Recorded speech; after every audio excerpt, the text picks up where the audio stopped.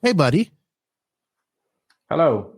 Did you have a good, hey, here's a holiday we're going to make out of nowhere just so we can make some money and start selling things like in January for Valentine's Day, commercial holiday day yesterday, February 14th? No, actually, in Finland, luckily, the Valentine's Day is more of a Friends Day. It's even called like Friends Day, not like Valentine's Day. Okay. So we kind of have this, hey, hang out with your friends thing. Obviously, some people try to make it, the commercial type, but I'm not the one to, bow down to commercialized stuff. Yeah, but at the same time, did you buy your girlfriend some Valentine's Day gifts yesterday? No, I did. I was supposed to buy her flowers, but then I didn't have time to go to the store, so I didn't. So you was going to partake in the nonsense, but you just lost track of time. That's what you're trying to say. No, I mean, flowers are kind of, it's not a biggie, Oh, yeah, but just happens to be on February 14th. I got you. Yeah, but why not? Like, you got to buy your girlfriend flowers sometime. So why not do it on the February 14th? So you kind of, kill two birds, one stone. Yeah. There you go. Epic. I'm sure there's lots of guys out there that did that. Anyway, guys, enough about Valentine's Day. That stuff's over. It's time to talk RC car racing. And we got lots to talk about because we had an epic race this past weekend. So with that said, let's hit that intro. And don't worry, if you're a patron or YouTube member, you will be up in the scrolling credits at the end. We're just getting all that fixed. Thank you. Hit that intro.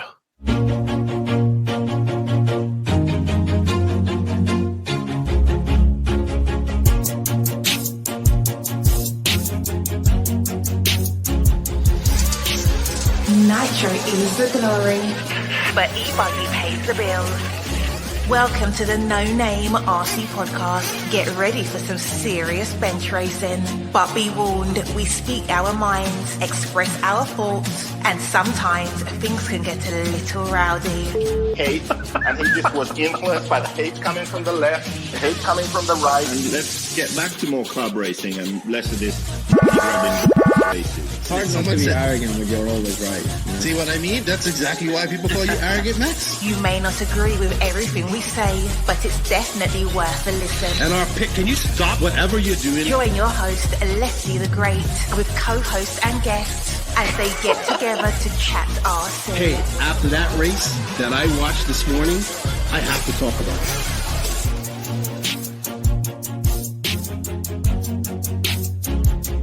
Here we go. $100 right here, $100 throw. Oh no! I like this.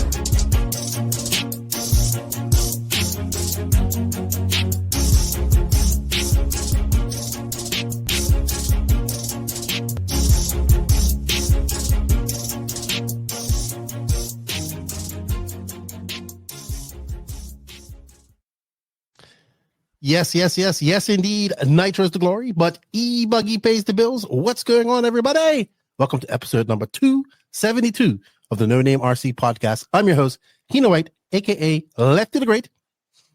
And to my virtual left is the professor of everything, the arrogant one, the pisser offer of nations,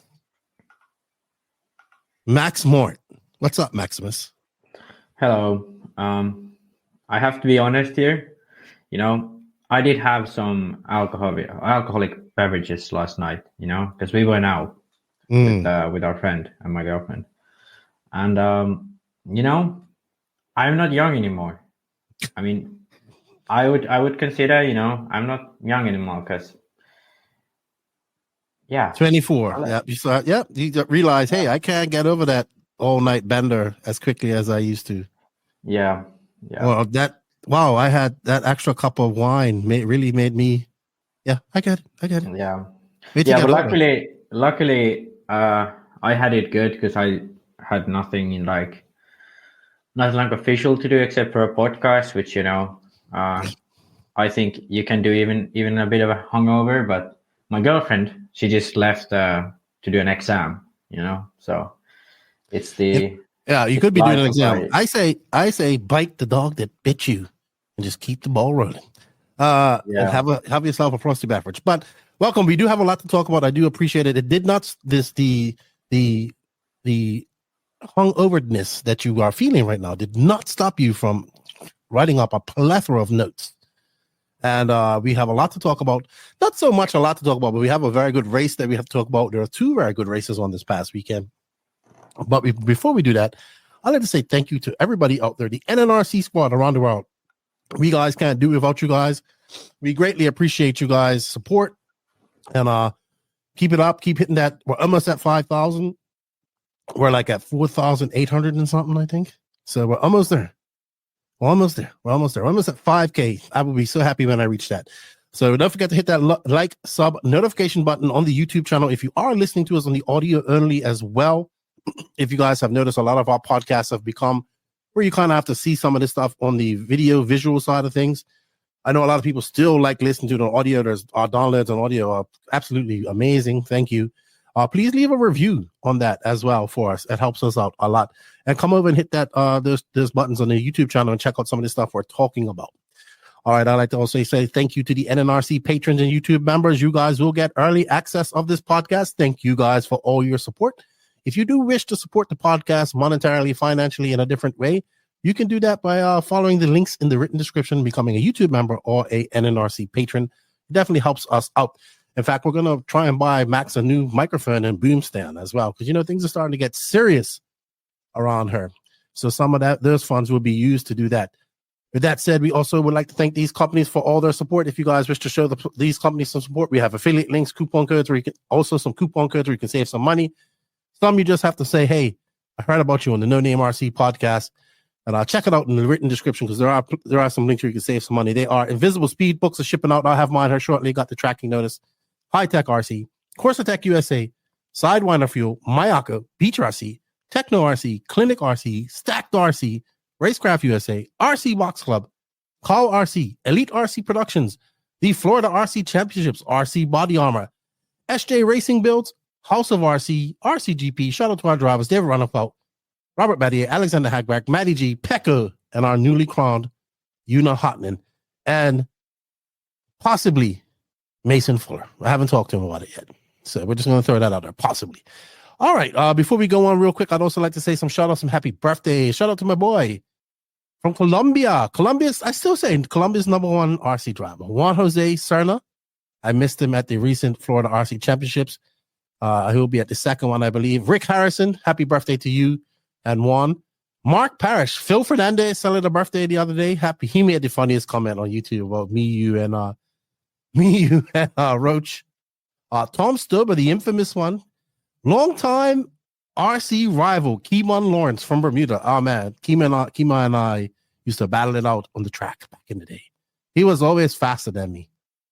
Good driver, but I was a better mechanic. I was no slouch, but he was able to do stuff that I couldn't do. It's his birthday.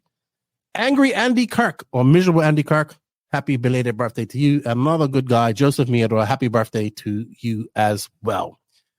Max, something that I've been doing the last couple of weeks is taking a little bit of a break from everything to an extent, kind of like a staycation, trying to stay home, not doing too much RC stuff. You know, just trying to take some off time that I kind of need as well during this time. Sometimes, just when I mean off time, like just not really hardcore into it. But I have been catching up on some YouTube content. And last week we had Roach on. He's coming back on. Well, Roach is also a part of this podcast with Corey Jordan in the RC Podcast Lounge. EKJ 24,000. He needs to change that name to the RC Podcast Lounge on YouTube. But man, Corey's been pushing hard. You know, there's a podcast that's been doing it for many years. He got 3 great interviews this past weekend. He had Ty Tasman, which I just finished up listening to, Cody King, which I was shocked. And then he got Jeremy Quartz on, which I was happy to hear about, because now Jeremy says, I'll come on your podcast. I was like, good. I've only been asking you for like 5 years. So we'll get Jeremy. And Jeremy Quartz says he's going to come back into RC. He wants to race again, like and just enjoy 40 plus. So him and Greg will be enjoying himself. In fact, Greg called me this weekend. I'm pretty sure he wanted to talk about that. And I told Joseph that Quartz says message him. But yeah, good interview with Ty Tasman. We are actually supposed to be interviewing Ty Tasman, or I am at some point as well. So I'm looking forward to that. Just for people who update, I am working on interviews as well. So right now we're doing a lot of race recaps and stuff like that. I am now also recording interviews with people. So this is I'm trying to get ahead of the podcast. You know, when I start traveling, I'll be able to have an interview, do some questions with Max, put it up there. I still want to do the interviews. I enjoy that. I did interview Joel Johnson this week. I got Ty Testman to interview. I got Quartz. I got a few more people lined up. Stephen Bass is one of them. So I am taking a break, but I am also doing these small interviews or 1 hour interviews with these guys when I get a chance. So that's all coming up. Lots of things going on. Check out EKJ 24,000. Keep up the good work, Corey, man. Third wheel salute or third tire salute. I always get that wrong. But I've also been a big supporter of the podcast for quite a long time, and Mayako. So good to see his interviews getting some big interviews. Those are big interviews right there. Have you been on this podcast yet, Max? I think I was. It's a while ago already, but I was there. You would just go into pure science, and everybody would love it. And you would actually have a host that really does care about your science mode rambles. Yeah, I think we talked about a lot of it. He asked me quite tricky questions too, which he does. He does some good questions. Yeah, he does. I remember I had some questions I had to respond that I don't really know, but all right. I think it was a really good chat with him back then. I can't remember what it was, but it was a while. It was a while. And then I watched Wheel and Trigger this past weekend. A little bit of that. These guys come on late too, so I miss them. Like 10 o'clock, I'm in bed or I'm wound down for the day. Like I've got kids and I'm looking after them every day in the evening. So my daughter wears me out. I do try to tune in, and but sometimes it's too late. And I actually had to go out that night. So all good stuff. Keep up the good work to all the RC podcasts out there. Keep the content coming. If you're a YouTuber, keep it up. It's a grind. I know all about it. Keep it up. And we had such great success with Roach. I'm going to have you guys on again, and that means another time, and you guys don't know what the safe word is, and we have to stop talking about axle plunge and all this type of stuff. But I'm going to bring Roach on again so you and him could geek out and stuff. I enjoyed having him on, so thank you, Roach. And I say, yeah, man, good stuff. Happy to be recording. We got a lot to talk about. MontPellier GP is the main subject this weekend. It was an excellent race. You and I were geeking out on it. You did some great virtual recording. I thought reporting, which was exceptional. We'll talk more about that. But before we do that, we got to pay some bills and get into a little bit of RC news. And this week's RC news is brought to you by High Tech RC, as well as Invisible Speed and the International Buggy Challenge, which is the next big race. Well, big race. Yes, for me, the International Buggy Challenge, which is the next race after the MontPellier GP, which is going to be epic. I'm hoping that we still get the same amount of people there as well. But with that said, I have to say thank you to High Tech RC and Invisible Speed. As soon as I find the Invisible Speed commercial, we can go. Stop scrolling. You want to be Lewis Hamilton? Learn something new with Invisible Speed. You can't do everything at 100% maximum speed. You have to be smooth. I mean, when you drive a real car, how do you just, when you get to a 90-degree corner to turn into the parking lot, do you go like that with the steering wheel? Do you like slam on the throttle and the brake? No. You probably turn the wheel smooth and get on the throttle smooth. Same thing with an RC car.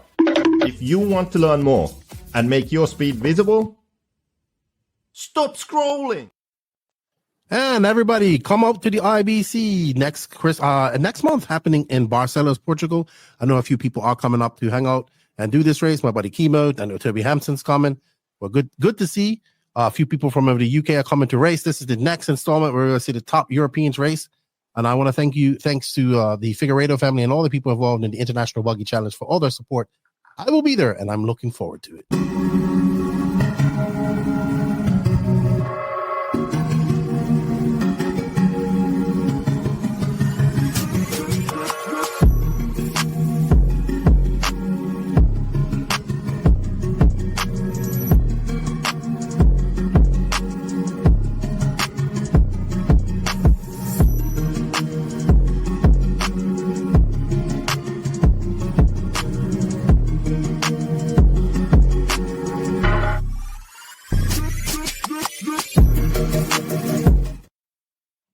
righty then. Thank you to these companies for all the support. And up first on our RC News Max, you was geeking out on these two cars over the past weekend.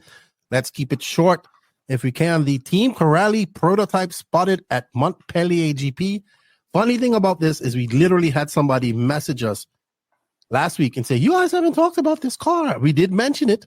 We didn't know much about it besides that Musso, who used to be the top HP driver, I would say, before he left, was over there running with him. But it's been a very quiet progression for them. So here they are. They did make the A final at MontPellier, though, I believe. Yeah. So, he made the A from the LCQ. So basically, to take a look at the car and talk about it a little bit. Basically, it seems like a general pivot ball car. Actually, their designer, I don't know if he's Rafael or Raf, or I don't know what's his exact name, but he's a designer for them. So he's kind of the one to make the designing, and I think Thomas is kind of their test driver / team driver. He's ran for them before, but at that point they never had an 8-scale buggy. So he's ran for the 10-scale buggy. I think they also have some electronics. I think they had on-road stuff as well. Yeah, they don't have they do a lot of RTR stuff. Yeah, so they're mostly an RTR company. They are really big actually in RTR. It's one of the biggest in Europe, and they're also. I've seen a lot of them in America too, in hobby shops as well. Yeah, they have a big RTR thing. So the thing about Corrali, they really used to be a big brand in racing. They have multiple on-road European championships and so on. So they kind of went away from racing to do business in the RTR sector. They've done well there. They also have their own electronics, but now they're kind of getting back into racing with an 8-scale buggy. So basically, from what I found, they have used this RTR buggy as their starting point. Obviously, they've gotten rid of most of the parts. So if I'm not totally wrong, I think the shocks are still, say probably new seals and stuff. Mm-hmm. But I think the shocks, they use kind of the same base. But then obviously shock caps and everything almost else, apart from like obviously diff mounts and bumper, and I think front knuckles seem to be the same. I think rear hub, they used HP rear hubs, and they borrow still quite a bit of parts from HP and some other cars. But yeah, I think it's going to be interesting what they have, because I mean, at least according to them, they're going to have some new features. So I have not seen any body off pictures of the car. So there could be something new there, but in general, it's quite simple. And I think it's just an interesting aspect of how they effectively took an RTR, took in the parts that could be used, and then made new parts for those that needed to be changed. They have all, obviously arms are all new. Pretty much all metal parts are different in some ways. So yeah, it's an interesting thing, and it's going to be interesting to see like when it actually gets released to the public, that how it's going to be received, because it's like they have the capacity to market it well. They have the capacity to put some money into it as well. So it could become like a real and also another thing is a lot of hobby shops will be carrying them because they also sell RTRs. So, two birds. I did not think of that. That's actually an excellent point, because of the RTR market that they have. They're already into a lot of these hobby shops around the world. So no surprise that we'll probably see this. I guarantee you we'll see an even RTR version that is more race orientated. Kind of like the TLR tuned Typhon. Yeah, I think we'll see something maybe in the e-buggy side, because that's where we need it. And I definitely think we need something in the Nitro side. And I say ready to run, but ready to race to an extent. Not the best everything is the best, but decent enough where you can take that car and go be competitive, which I think the TLR Typhon is in electric. Yeah, I think the biggest issue with TLR I see is the kind of because Arma is like totally separate from TLR. I think this has more that too. potential. I think this has more potential because it's the same brand and they effectively just have like racing and then RTR, And I think because let's be honest, Arma cars are Durango cars. The Arma Typhon is effectively the Durango DNX8. So, I mean, Durango DNX8 was a good car, lots made, multiple roar, top fives and made the world's main and so on. And now it's an RTR. Yeah, obviously it's a good car. So I think, stuff like that, especially when you have a chuggy, because like if you make a chuggy, you can make it immediately into a basher. They can make everything. Immediately. Yeah. So that's good stuff. All right.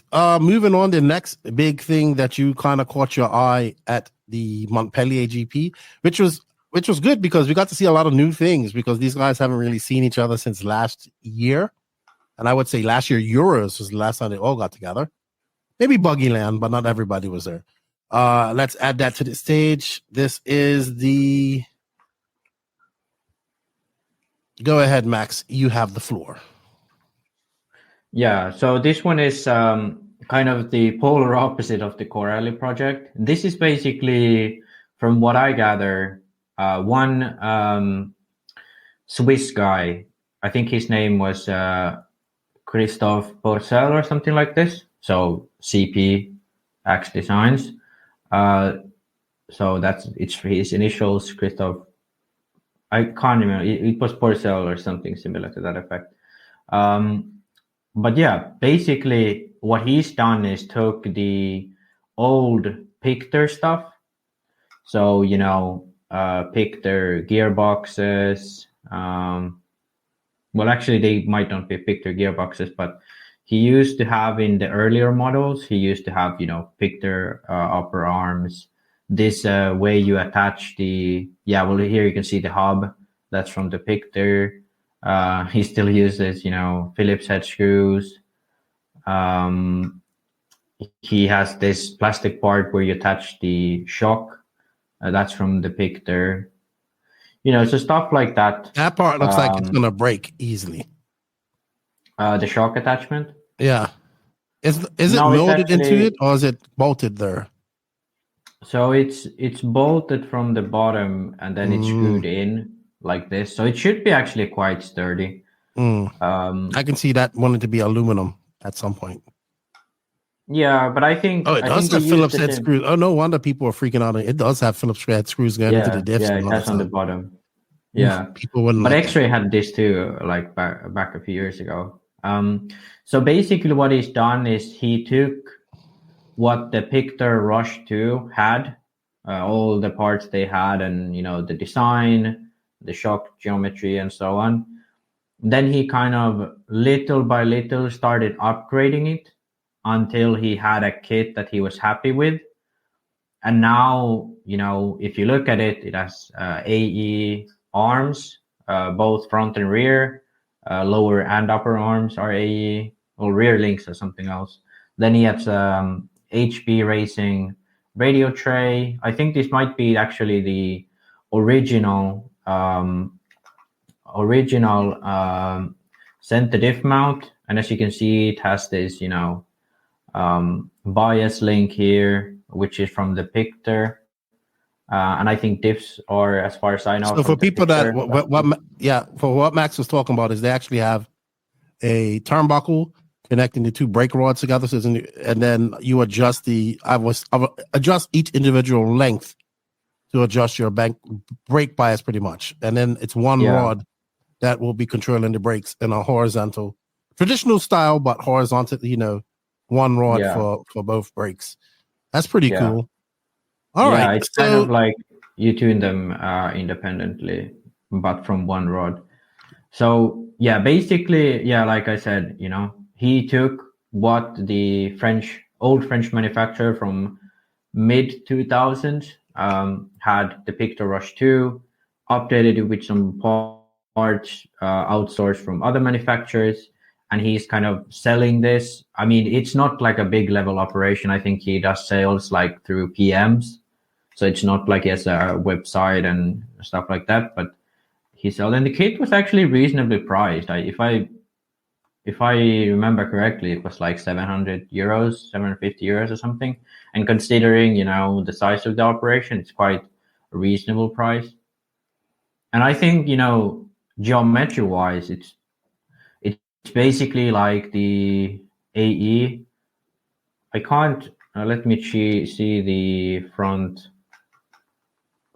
hubs, but yeah, it's basically like the older AE car with the new arms. Yeah, so it has the old B3.2 front hubs, if I'm not entirely wrong. So yeah, I think geometry wise it's kind of like a Mugen or something. And then you have the shock laydown. Let us address the elephant in the room, which is the laid down shocks, because that's what everybody's thinking right now. Yeah, flat shocks. So it's not. Yeah, it's not a new idea actually. And if you like, the Agama is basically the same thing, just taken to a more extreme end. Basically what's happening is you're just adjusting the point of attachment on the arm, but the geometry stays relatively similar. The difference is made here is he's put the front shocks both front and rear. So that's probably the only difference here. But I bet the front geometry is really, really similar to what the standard AE is. It might be a little bit more out on the arm, and even though it looks laid down, the actual geometry is probably not that different. So yeah, I kind of think it's a reasonable idea. I think the way Agama did it, I think it's just they went quite far with it, and then you have to obviously find new pistons to work with it. It's really much harder to tune without separation of low and high speed damping. So I think those kind of issues is what Agama is having, but I think this sort of approach, the issues are like much smaller. And I think this is kind of what the VRP did for the Agama. They kind of changed that design to match something like this, so longer shocks, whereas Agama has these ultra short shocks. So okay. Yeah, I think it's kind of like, it looks dramatic, but in reality it's not that big of a deal. Okay.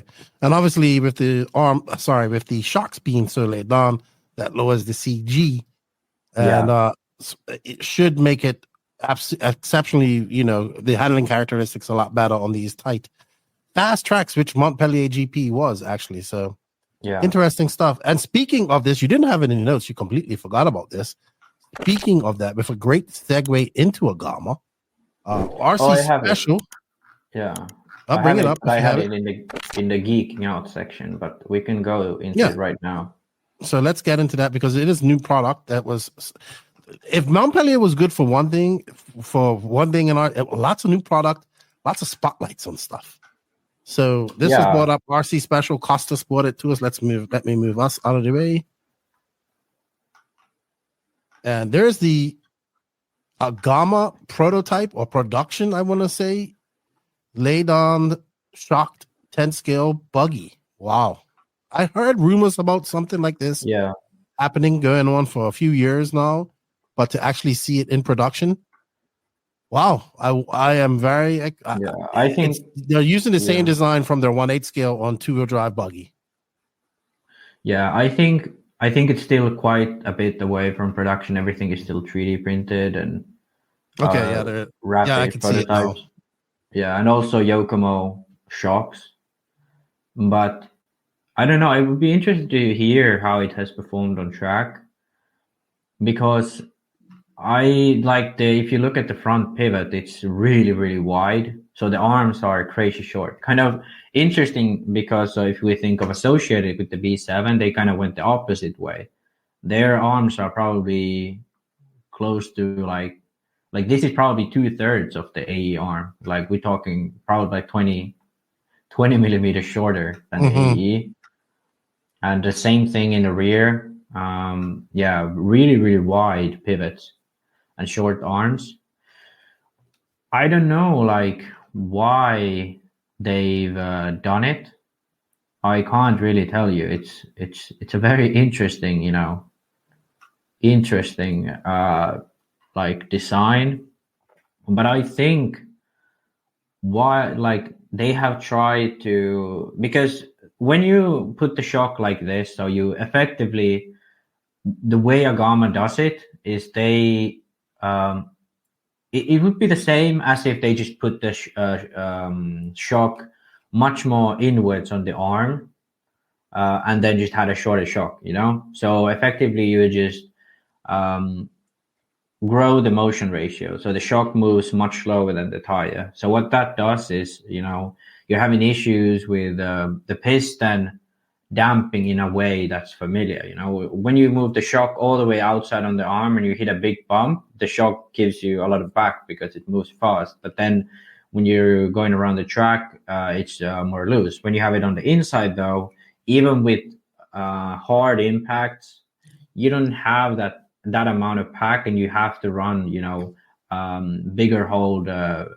smaller hold pistons to get that, same effect of the piston packing up when it hits a bump. So I think that they recognized that issue they had on the 8 scale and then tried to fix it by having much shorter arms. So when you have these shorter arms, I think you kind of have the speed, or like you can match the speed of the piston and I still attach it to, attach it narrow enough on the car so you can shorten the shock. Basically, you have same speed from the arm because it's shorter, but then you can still have a short shock, if that makes any sense. So I think that's why they did it. Now, personally, I think the wide pivots have much more things to it, like, the angle of the tire, how it affects your roll centers, how it affects your roll in general, like the handling under roll.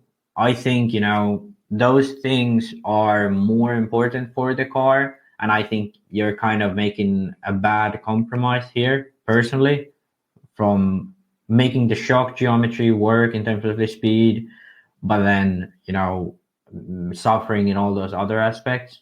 It'll be interesting to see if there'll be any drivers driving this thing, how it will handle.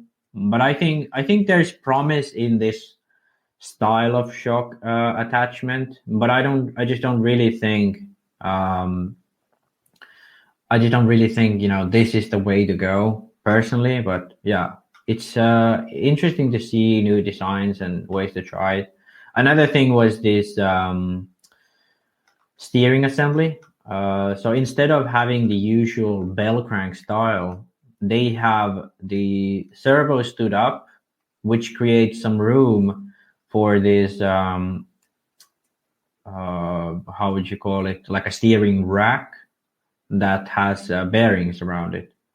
So you have this a bearing supported rack that just moves left to right, no bell cranks at all. It's an interesting concept. It's not totally brand new because Losi did it, TLR did it back in the day. They didn't have it as fancy with the bearings and such, but they did it still. But they went away from that to, regular bell cranks because it creates some form of, expo on the steering, and it, calms it down a bit.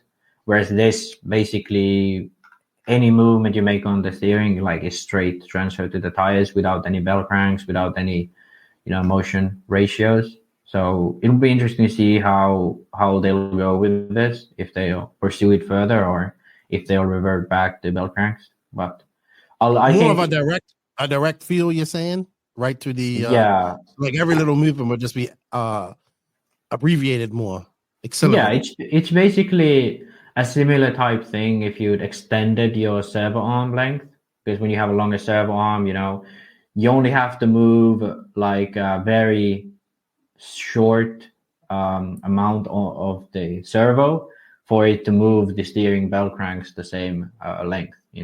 So let's say 5 degrees of change in a long servo arm is 5 millimeters of change, but then with a short servo arm you need 10 degrees to move it 5 millimeters, if that makes sense.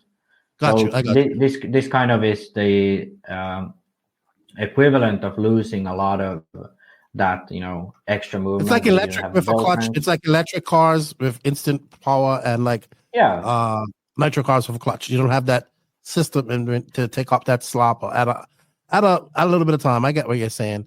This car is, I said production, I'm an idiot. It's actually heavily 3D printed. Man, it's amazing what 3D printing is allowing people to do nowadays. I hope it gets to that point soon where like a 3D part is just as good as a production part. I think for metal parts, we're quite close to that. I'm actually studying that now in school, like the potentials of 3D printing, and that's my bachelor's thesis is going to be about that. But for plastics, I think it's still quite a bit away. There are some plastics that are really good, but I think the materials at this point are just really expensive. So SLA printing, like waterbed SLA printing for plastics is pretty good. But yeah, I think it's right now it's just like so much more expensive. There's no point to do for production, and it's also much lower for production. But I think we could move into a system in RC, especially because our quantities are so much smaller, that it actually could be cheaper to produce some part by 3D printing for 1 year, and then you change it for the next model if you change it. So I think that it will become a thing, but right now it's just not popular enough where the price is brought down. But I think this tells quite a bit. The whole front bulkhead is 3D printed. So yeah, that's pretty. It's gonna be interesting to see how this project develops. All right, but kudos to Agama for thinking again outside of the box, and it seems to have grabbed a lot of attention at the race and online this past weekend. Another thing that I thought that was pretty cool that caught some attention past weekend was by Justin Meyerson. I believe he's friends with could be wrong, but I do believe he's friends with Wally, who has a big race coming up too. I keep saying I gotta get him on her to talk about that. But there's oil coating on the pipe. I hope it's like a ceramic coating as well, where it does protection. But man, that looks badass. I'm not gonna lie, I would have a pipe like that as well. I bet you it stays a lot cleaner and offers a lot of protection. But it's an oil coating. I don't know if it's ceramic coating though. Yeah, I don't know how it works. Yeah, I don't know how it works, but I've seen like motorbike bikes pipes being like this. So I'd imagine it's a decent coating. But it's got to offer some protection. I think but also I think the biggest selling point is how cool it looks. Yeah, it just looks badass. So cool thing. We'll see how that takes off and how that works. That was my surprise product of the week. Also, something that just popped up from RC Special. Let's bring it up. Let's see how good you are. So Costas was the guy who was keeping us mostly informed in English at the MontPellier GP. So he posted up this picture of, I believe this is Ricardo Berton's car. I could be wrong. I think if I know what you're talking about, it's better. Yeah, and he's asked, I'm trying to figure out what's so special about it too. He says never seen in RC cars before. So I thought you might be able to pick this up as well and let us know what it is you think. Oh, Oracle of RC. There it is. Oh, I got people messaging me on Facebook. More people messaging me on Facebook. Basically, actually, now that I said it, I just got reminded. Someone commented on Discord that he counted how many times I said basically on the last podcast, and he said it Yes. was like 27, and he had an hour to go. So I got to stop using basically. You do. So from looking at this, I just before we started recording, I was looking at this and like, what the hell is he talking about? And I couldn't really figure out what it would be, but I think what he means is if you zoom in to the tank, you can zoom in from the top from the lens. If you zoom in on the tank, you see those little lines. So I think the way they made it is that each line is, let's say, 10 milliliters or something. So if you have a 125cc tank, you put get the to car check how much. Yeah. So instead of having a syringe and That's cool.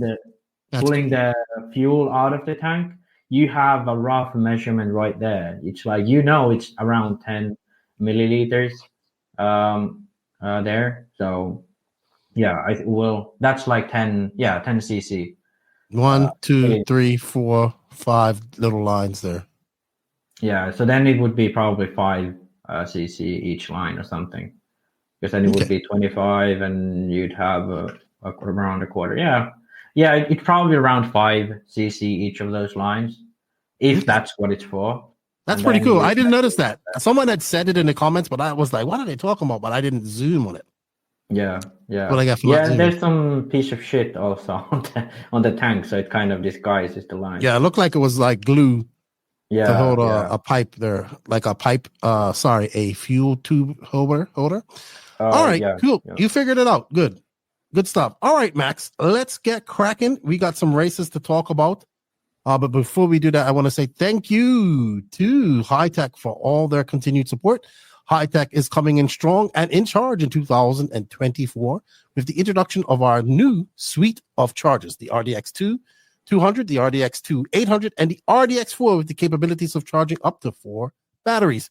Depending on your charging needs, Hi-Tech gets you plugged in with the power, multiple port flexibility, and ultimate reliability you require. You can find links where to buy all your Hi-Tech products. I do believe they are available on AMAN as well in the written description below. Thank you, Hi-Tech, for all their continued support. All right, Maxi. So we're going to go right into some of the races that happened this past weekend. We are going to touch on a few that happened. We're not going to spend too much time on them as soon as I bring up my notes. But I guess go ahead, lead us off, Maxi. So we're starting with Asian Buggy Championships. Let's start with some of the last ones. Okay, so we had the J Concepts INS 14 run up at Trackside, up in Wisconsin. I just wanted some of the points that I did tune in to the coverage. I know Live RC did it. It was excellent coverage. They had some good stuff. They had interviews. I know Matt usually does this, but this is like Live RC stomping around, so the track had them there. Rivkin wins both classes. You said X-Ray is looking strong. In 10 scale in America again. What was your synopsis? What made you come up with that synopsis? Yeah, so I think when I looked at the results, obviously in two-wheel drive, we had Rivkin win, and then Chase Lemieux in second and Cavalier in third. And I think, last podcast we was talking about or was it the podcast before? We was talking about American race, 10 scale also. It was during when you was in America. The clash that happened at Hobbyplex. Hoosier Hobbyplex. Yeah, and I think Chase had decent results there too. But now I think, just looking at the results, like who's behind him, you obviously have Cavalier right behind him in third. Then you have Champlin, Rindeknecht, Horn, Evans, Tollard, David Bata, and Drayton Staub. And Gregory Tenney's also made the main. By the way, Brent Thielke won B main. Shout out to Brent. Rindeknecht was faster as well. I saw his name come up quite a lot. Yeah. So that was my sort of initial thinking. You have Chase in second, Rindeknecht in fifth in two-wheel drive with the new platform. Pretty solid result in my opinion. And then, I tune in to look at 4-drive results, which obviously, again, Reneknet third on the podium, and then Chase in fifth.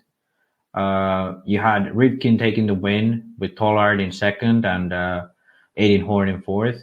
So I think, they had 3 cars in the main with tennies making the main in both classes. A had 5 cars in the main, but, those 5 guys was Evans, Drayden Staub, Davey Bata, Horn, and Rivkin. So, like, at least Evans and Rivkin get paid quite a good money. I believe Horn is also on the, paid team. So I think, considering the amount of money the X-Ray spends in America, I think they're doing quite well right now. I think these results look to be, because Reneknet has been winning big races already, or at least being on the podium. But if now Chase can be there consistently, and also Tom could be there more consistently, I think, they can have a little bit of an opening in the market again, even though Testman's gone, Mm-hmm. And they actually have somebody in stock that's pretty good. Jeff Stacks is also part of Stacked RC. He's I would say he's I would say he's almost a pro stock racer. He has a real job, but he does any race in stock, so he's good in that. So yeah, they're looking pretty steady. I haven't heard anything about who's officially the team manager now, or how things are going with X-Ray in America. I guess I'll hear more when I get back to America. But it was a good event. I would say that was just really good coverage. I did not watch a lot of it, but what I did, I was just like, okay. And there was a dirt track, clay track. This used to be Scotty's race up in Wisconsin, so it was a good event. And once again, J Concepts with their INS is doing excellent things. Tekno Winter Series. Now this is a big 1/8 scale series at the Omaha Hobbyplex up in Omaha, Nebraska. That's where Alex Sturgeon works. We've had him on the podcast. I had the pleasure of meeting his son, Emerson, second name of my father, too, at the SIC last month. So the Hobbyplex, the Tekno series, I think it's like a 2023-2024 series. So this is the last. It's like the last couple of races, or was the last race. Talking points in this is like a race that Mason Fuller, Seth, and Dalen Tebow, Wiggins is going up there. It's if you're like, people are really fast at this indoor track, they're good. But Mason Fuller's kind of been the king up there. Did struggle a little bit in qualifying the Nitro Buggy. He qualified 4th. His brother was ahead of him, actually. So in qualifying, it would be Wiggins, Fuller, Drew Rubin King, Mason Fuller, and my boy Riley Filbert. He was all excited. He doesn't race Nitro much. He just started, but this is like his home track. He did really good. He finished 5th. Ashton Abdu in 6th, and then in the final of that race, the Nitro final, Mason Fuller would take the win, followed by let's me bring up my Wiggins, and also to just to make a point, Fuller won by what is this, half a minute? So he was flying. So he won by over a lap and then 10 seconds. So with the short lap, it's half a minute over Wiggins in 30 minutes. So it's like 1 second a minute faster than Jared Wiggins, which is quite a stomp, I'd say. I don't know if Wiggins had any long laps. No, doesn't look like he flamed out anywhere. Riley Filbert would be happy with that 3rd. I mean, I'm sure he'd be happy. Ashton Abdul, his home track 4th. Noah Hicklin in 5th. Caden Fuller will be in 7th. So I didn't check, but I believe he must have had something happen, because he was in 2nd for most of the race, and then he had a 10-second deficit for some reason, and then he ended up having a 80-second lap, which is effectively 3 laps at this track. So during the he must have had a lap. So I think that's a flame out. Yeah. So because he was in 4th, I think he pitted, dropped down to 4th, and then then it was a flame out, and he dropped to 7th. So I think Caden would have been there at least 3rd, I'd say. I would say that the Fuller boys are putting in the work that they need to get up to pace with these cars. This is where they did a lot of racing here during the TLR days, during the HB days. So I think they're putting in the work to get up to pace on these X-Works cars. It's going to be interesting to see how they do at the upcoming DNC, which is coming up very shortly, which we're going to talk about a little bit later on in this podcast. Oh, and by the way, yes, go ahead. I want to give a shout out to Riley because he had the hot lap of the May. Did he? Yeah. He messaged me. He was all excited. I was happy for him. Yeah, I saw his post. He was really, really happy. And I think, it's something to have, a hot lap against pros. It does give you like a feeling like, oh, I'm fast, Yeah. Even though in reality it's not up to the flex. Yeah. But then, did we talk about e-buggy?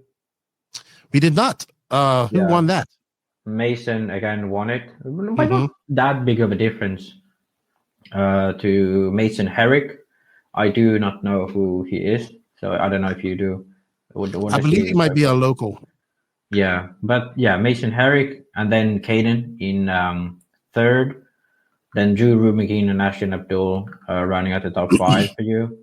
I think here again, Caden had the hot lap, so 23.9 and against Mason's 24.1. So I think Caden was actually faster in top 5 average and actually in top 10 average too against Mason. But I think Caden's issue is kind of just mistakes right now because at times he feels. I think even in Nitro he had the faster best lap than Mason.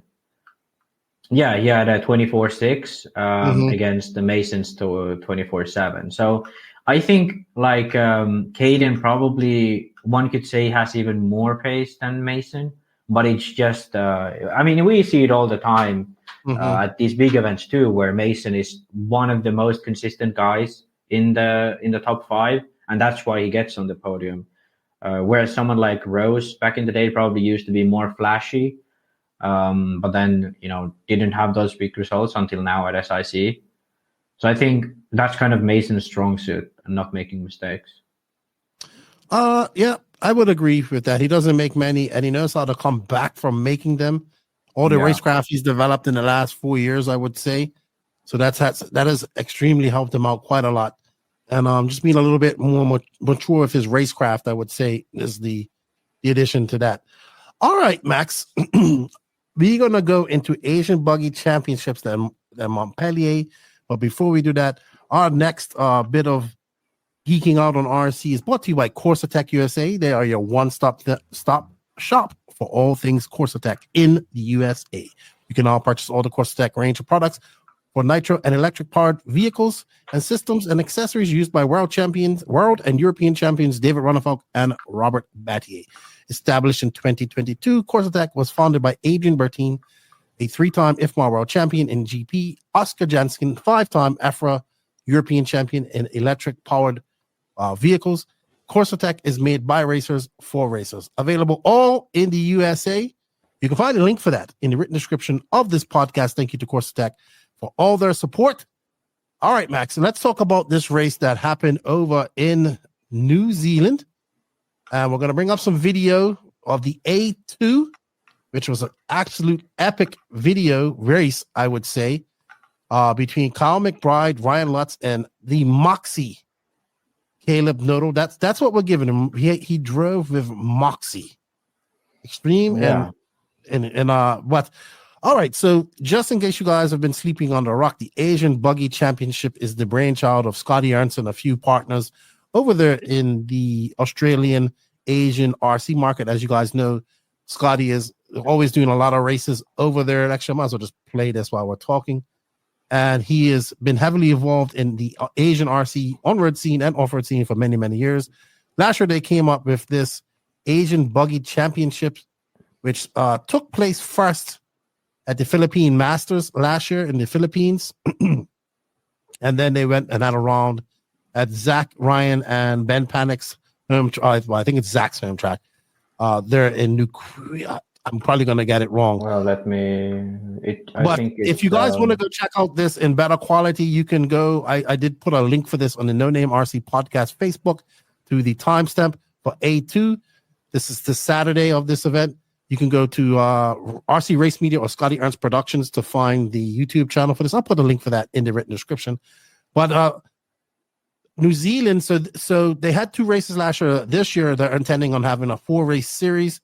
And this is the first time that any type of big type of racing that I know of has been to New Zealand in my time of knowing about RC. I do know people in New Zealand, Mark Johnson, Bevan, and a couple of guys that were JQ drivers. Obviously, I've met some other New Zealand drivers like Logan Toa, Shane O'Connor, and probably Jamin Jadison. I believe he's from there as well. So I've met New Zealand drivers. They always come up to DNC in Silver State as well. So this was held at, let's see if I can pronounce this right. I'm going to give it an attempt, and don't correct me, Max. This was held at the Pokiokoa East New Zealand Counties RC Club. I've seen this track before because Mark used to be involved in this. I'm just pumped for these guys to get a race like this. I'm pumped to see this series taking effect. Next stop will be, I want to say, Verde in the Philippines. Okay, so they go to Philippines and they go to then they go to Australia. Then the last stop will be in Indonesia. Yeah, so it will be like you said, 4-parter. Last year it was, if I'm not entirely wrong, it was a 2-parter. First at Philippine Masters, and then Queensland, Australia, and now they go to like last year they go to Philippine Masters in Circular Verde in Manila. Then they go to was it Pine Hills Racing? Pine Hills Dirt Raceway. That's that's next track. And Queensland, Australia, that'll be round 3. That'll be in July, and then the last round will be in September. In West Jakarta, they have a new raceway that they have been building. I think it got ready end of last year. It's called Westside Raceway. So that's where they will be ending the series. So it'll be kind of this Pacific, Asian, and then Oceanic series. Right, absolutely. So this is now to say that it was good that they had Ryan Lutz here. Kyle McBride was here. I see that for the Australian round, Ryan Pavitas is going. So that's interesting to see. But I think for the New Zealand natives, this was a good time to have them there. I hope that the New Zealand guys make the trip. I hope this series gets to people that follow it. So the New Zealand guys go to Philippines, vice versa. One disappointed person two that I would say I was disappointed not seeing her were Aaron Dexter and Bernard Zek. I wish they would have been here as well, but I don't know if I know both of them have real jobs, so it would have been nice to see them here. But here we're watching his A2 final where Ryan Lutz is kind of out in the lead. Kyle McBride in that Kyosho as well. First rig race on him. I think that's Caleb Noble, that blue and yellow wheel Tekno. So Caleb Noble has also made our podcast before when he took out him and Kyle McBride. I think it was it McBride or maybe it was Jameson.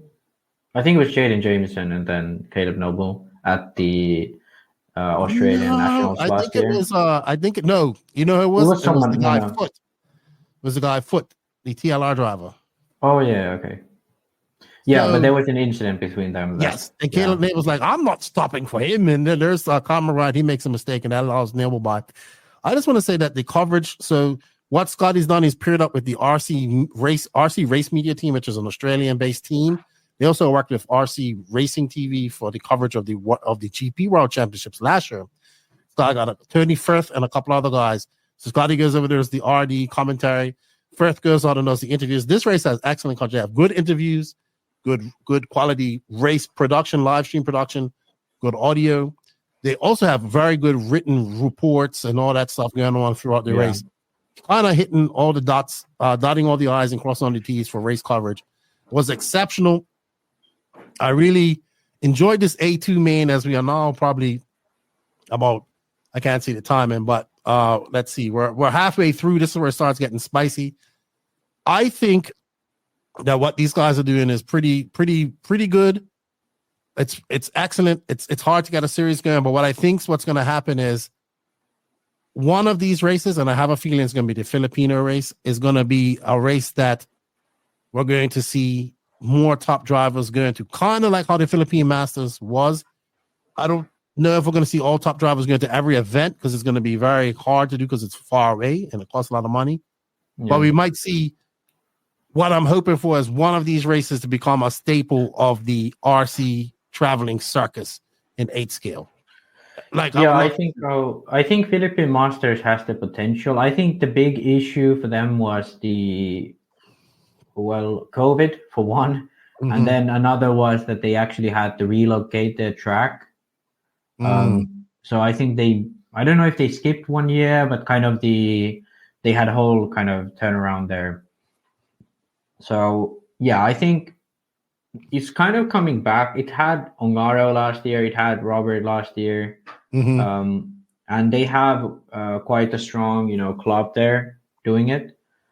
So I think Philippine Masters can kind of get back to that, but I think back in the day they kind of paid for pros to go there, and I don't know if they really. They still do. They still do. So I know Lutz is going again. I think Joseph might be going to do a clinic, but you know how it is. Like it's the like upper class people that support this in those countries, and they pay for these guys to come in. But I hope it becomes a staple, right? I hope it becomes because honestly, nobody's gonna have an advantage on this track that we hear it come from a lot of people.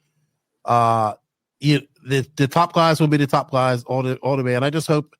I don't know how bad it is to go Philippines. It's a long flight, but it can be a vacation / race for these guys as well. So I'm hoping that happens. I know that was a good pass. Lutz just made a mistake, and that allows McBride by.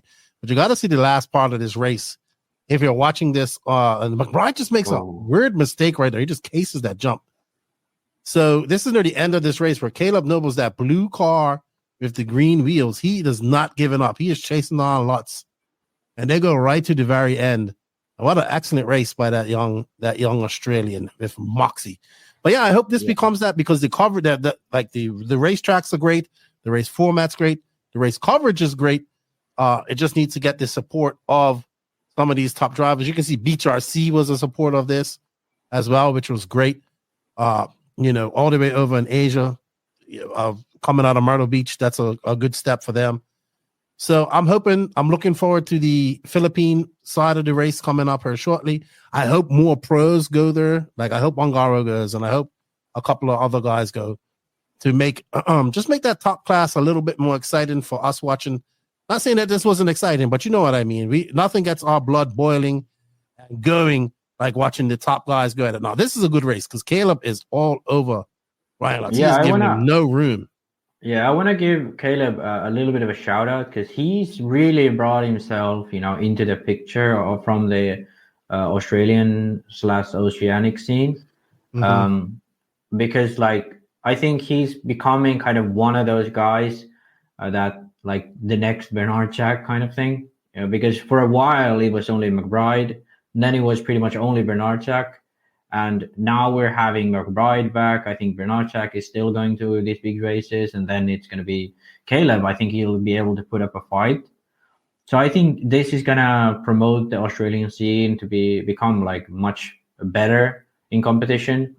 I think just the fact that Caleb is even able to put up a challenge with Lutz is a big statement in on itself, because it's not like this is a local track for Caleb. He probably has come here before sometime, but it's not like a home advantage in my opinion. It's pretty much a fair fight, and I think Caleb is putting on a fight. So I think it could be good for them to have this series to even further get the competition. And then what a great pass! Now was the pass. That was a great pass. Let's go back and have a look at that. Yeah, but I think it'd be good for all of them to have this series now really, get popular with top drivers, and then get the competition, and then probably have some good performances also in going over to America. Because I think they are capable of it, but American races are really, really difficult to be good at because you have so little practice. You kind of have to know what to do beforehand. What a beautiful pass. He sets him up on the outside. Yeah. Lutz goes a little bit wide. And he just forces his car through there. Wow, that's no, amazing. But I think that's like 100% clean pass. Oh yeah, I don't think he touched him. They touched us now. Yeah, I think that was a little bit silly from him to curve to the left, but granted it's quite bumpy and you're going full speed and on an e-buggy, so it's a bit floaty. But I think he set it up really nice from the corner before, and then kept it to the inside and made the pass. Yeah, he started sending it. He made a little bit of a mistake just now. Let's go back and look at it in real time. Yeah, but he set it up already on this corner. Yeah, Lutz was a little bit wide. Caleb switched back to the inside, and then I think I thought right here he's going to dump it, but he got the control. I think the little touch they had at the end of the straightaway got him a little bit unsettled, and then McBride was right there though. McBride wasn't too far back. If they would have, good race. That was awesome to see. I had a few of my Australian friends. Hey, did you see that race? Did you see that final race? I was like, no, I didn't see it, and I finally got a chance to see it. It was a good final. Hey, man, I have nothing but positive things to say about this. They're also showing that a series can work. I hope that, like I said, these same guys, when we see them race in Philippines and I know a lot of the Australians. The biggest, obviously, probably the biggest market is Australia, so it'll be packed in. But I would like to see them go right now. I'd like to see them go to Indonesia and all that stuff as well. It'd be good. It'd be very good to show that this can work. Yeah, I think also on top of that all that serious stuff, I think it's nice to see a driver like Caleb because he's pretty much like the underdog. Like considering he's not a pro, like McBride has been. Or Lutz is, and he's just out there and he has I don't know if it's confidence or some people don't like that because the way he reacted to last year's thing that I'm not gonna listen to stupid calls from the RD, that kind of I guess arrogance. I can say arrogance. I look at the mirror every day, so I think that type of little arrogance of him gives him the balls to actually put on a move on Lutz, because a lot of drivers, especially young drivers, let's say like Zalewski and these guys, they have this thing that, oh, this is like the top guy, I have to be careful around him. But some drivers, like Caleb and in some sense Caleb, they kind of don't give a shit. It's a race, I want to win, And I think that's an attitude you have to be successful and have these results. That pass gave Caleb P2 on e-buggy, and it's a big thing to beat McBride, which is he was the top Australian in e-buggy. I was just going through the Nitro results and he had some issue in Nitro.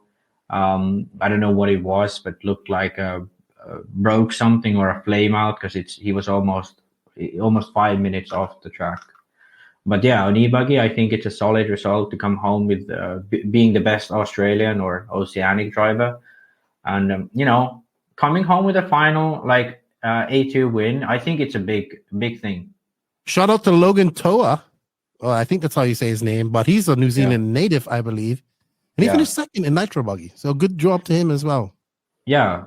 So I don't know if we talked about Nitro yet, but I did not. Basically, so I think that's for e-buggy pretty much. So we can move full on to Nitro, which Lutz absolutely dominated. I think he TQ'd every round of qualifying.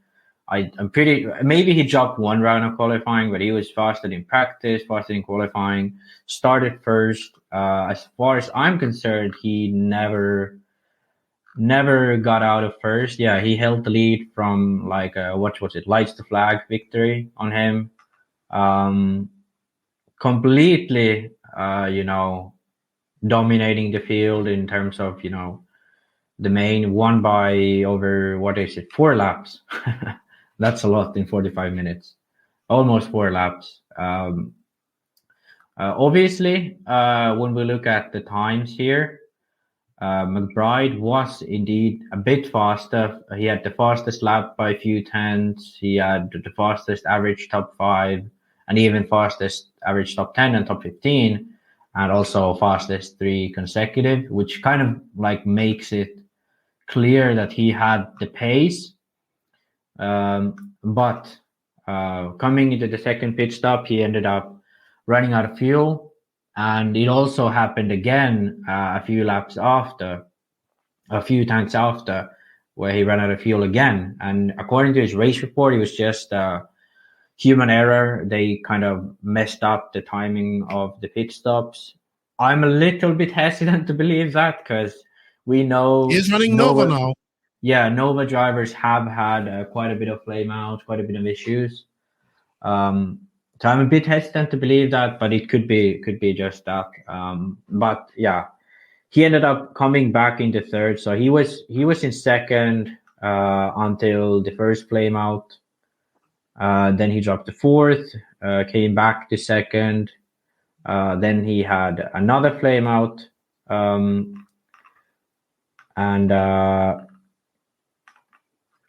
yeah. Not a good weekend for him. All right, let's move on. Lutz did good. Obviously, what we thought Lutz would do. What are you? I know. Are you happy with? You have been swinging off McBride's nutsack for quite some time now, since you saw him go Kyosho. You saw him go Kyosho, and he was like, "Oh, a Kyosho." How do you feel about McBride now after this first time out on the Kyosho, Max? Do you have doubts? I don't know. I'm not like selling my earth just yet. What's it called? Selling my land just yet. But I think it was a little bit of a disappointment to me, because he was in second. He probably would have finished quite close to Lutz, but I don't think he would have been able to beat Lutz, even without all the flameouts. You had him going into Lutz. You had him here going beating Lutz this past weekend. You had it. Yeah, I was expecting him to do so, but yeah, I think, yeah, I can't really tell you. Wrong. You was wrong. Just admit it. You was wrong. Yeah, I was wrong, but I think he still has the speed. I think he was the fastest guy here. Oh my babe! Oh, but shut up. But I have to say, I don't think he would have won no matter what happened. Unless like if he was gracefully. He was. Okay. Yeah, but he wasn't as bad as he wasn't. Like he still should. Glimmers of Brilliance that he still can do it. Yeah. He needs some time on his equipment. He needs to definitely get that engine sorted out and what's going on with that. And I hope he goes to Philippines. I really do. And I hope he continues to race there in Australia. But all in all, good event. I really want to go to the Filipino one, but I don't think it's going to happen. Maybe next year. And kudos to everybody involved. I think they did a good job. Everybody that made the trip over there to race, the club that put on the race as well. Shout out to all our New Zealand listeners. Good job, Kiwi guys.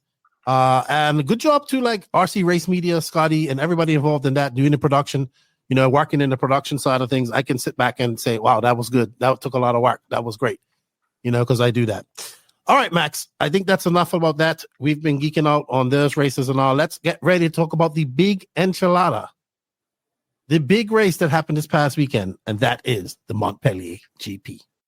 All right, Max, so before we get into and start digging deep into the MontPellier GP, we'd like to say thank you to these companies for making everything possible here at the podcast and their support. They are Sidewinder Fuel. Morgan Fuel has been collaborating with many of the world's top drivers for over 35 years. This has enabled us to test our fuels in many of the most challenging situations and take the development of competition fuels to the next level. The result is Sidewinder, the market's most powerful racing fuel. This fuel has been track tested and proven by national and world champions, including Ryan Cavallari, Ryan Mayfield, Greg Degani, Mark Vitas, and their new top driver, Little Bump, and Philip Otondo, and many more. These drivers appreciate that Sidewinder is blended perfectly for the high-performance needs of competitive racing. Don't let victory slip through your fingers. Purchase Sidewinder. Today, you can purchase that. If you want to get some Sidewinder, get in contact with me. I'll put you in touch with Greg and who is selling that. Also, a big thank you to Tekno RC for all their continued support. Lots of Teknos at this race this past weekend. Lots of Teknos. So that push is starting to work. And good job to them. Figueredo made the main. We're going to talk all about it in a second. As soon as I find the ad, there we go. I found it. Tekno RC.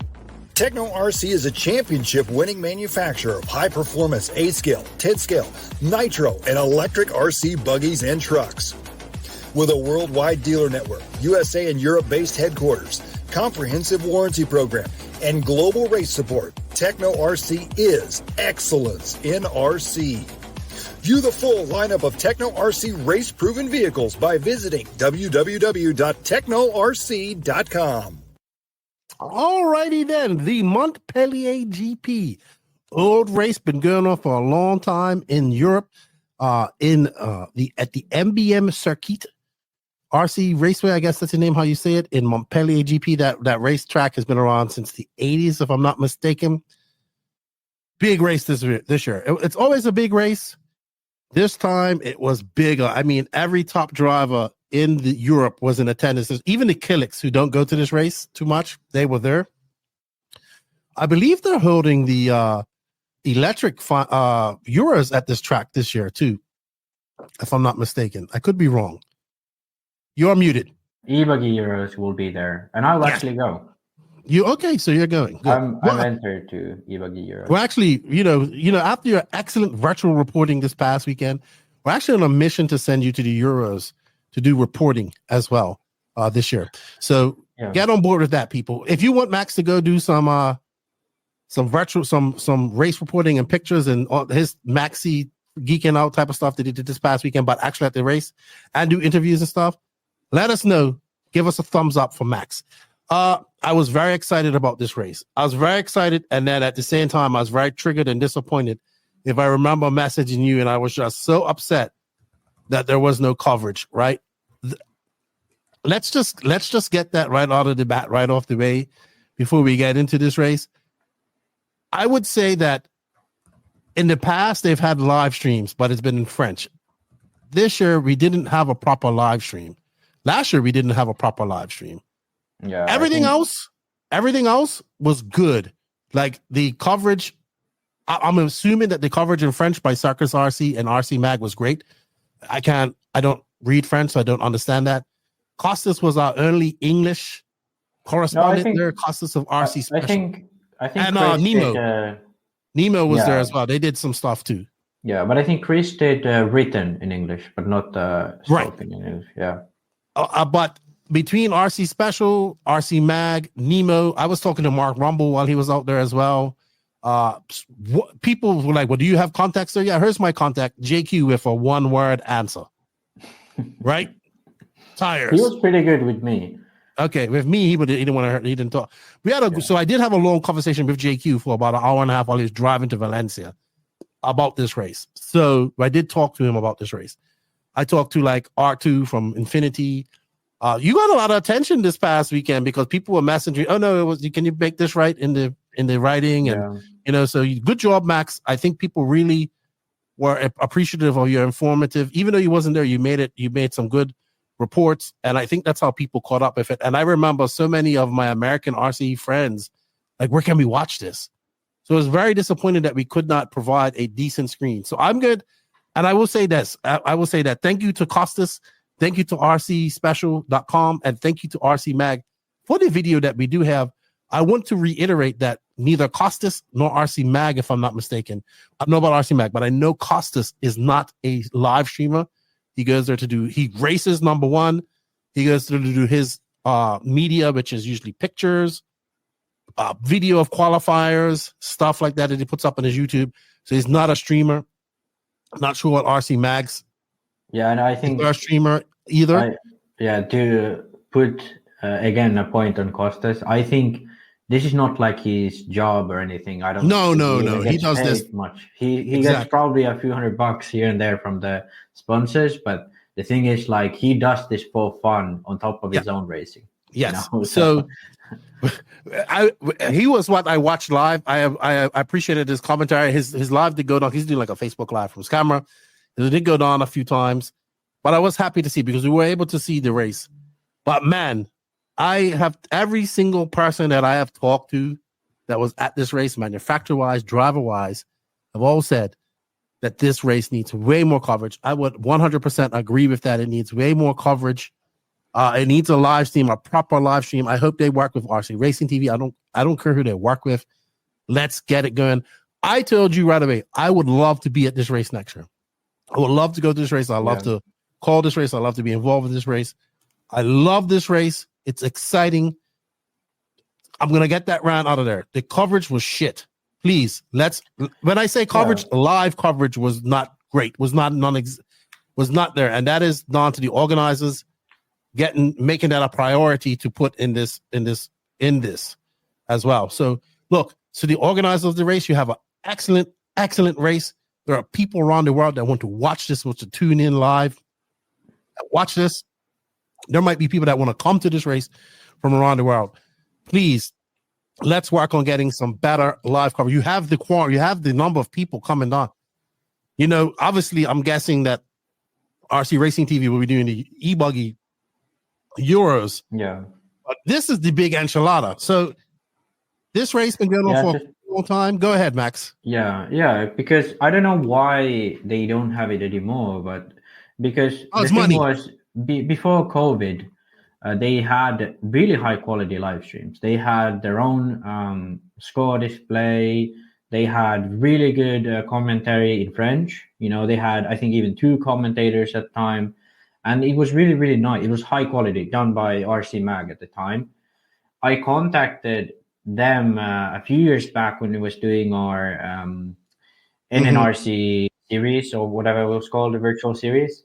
And I contacted them, hey, do we have live stream? And they said that they couldn't get the guy who did it before. So the live stream guy was busy.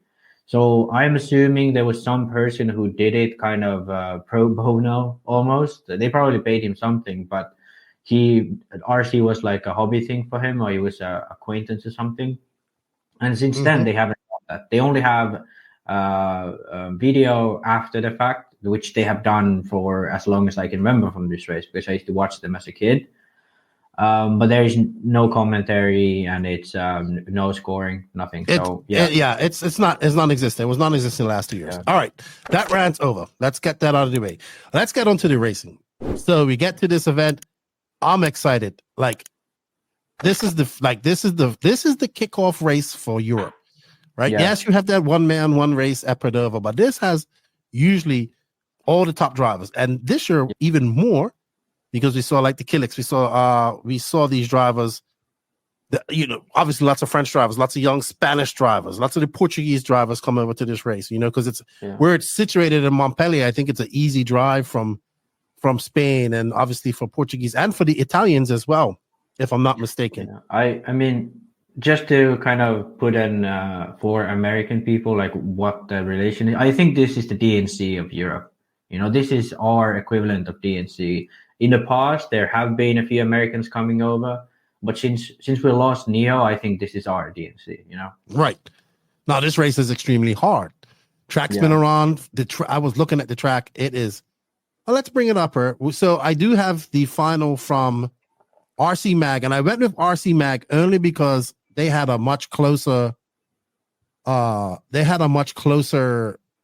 zoom than Costas did, because he was on top of the driver's stand. Yeah. So you can see the crowd of people there that are sitting watching this track. You have a Talladega or Bristol type banked corner out there that people actually go full chat around, another up banked corner. This track has elevation. The surface is glossy. There's the start-finish line. It's like a true European track. It has a polished concrete section that was very difficult. You said the bridge was there last year. I don't remember it. I could be. It could be me just not remembering it. Yeah, they changed the layout for the 2023 edition of this race. So it used to be the same layout for how I think from the start of the 2000s, but now they have this new layout since last year. It's around the 5-minute mark where it starts. Yeah, I'm just picking up where it starts. So go ahead, Max. Have you ever been to this race? No, I have not been to the race. The issue is kind of like for Finland, like this time of the year, there's like absolutely no way of getting any practice in. So you'd kind of have to go to this race, just with no practice. And then also around this area, I don't know of many similar type tracks. So it's not like a DNC where you go into, Southern California, you can just practice for a few weeks and then go to the race. Whereas this race is kind of hard for us Northern. That's why Ronnefalk also doesn't really go to this race in the past. I don't know if he has made it before, but I can't remember many occasions where he has. So like for Southern Europeans, this is kind of like start of the season, but for Northern Europeans, it's a bit difficult. I think that's also, Kiliches are from Northern Germany, so no outdoor racing for them during the winter. All right, so we get to this race. So if you're watching this on YouTube, they just started. This is the final. There was a lot of racing prior to this. I think this race started on, I want to say Wednesday. Yeah, they had some practice Wednesday.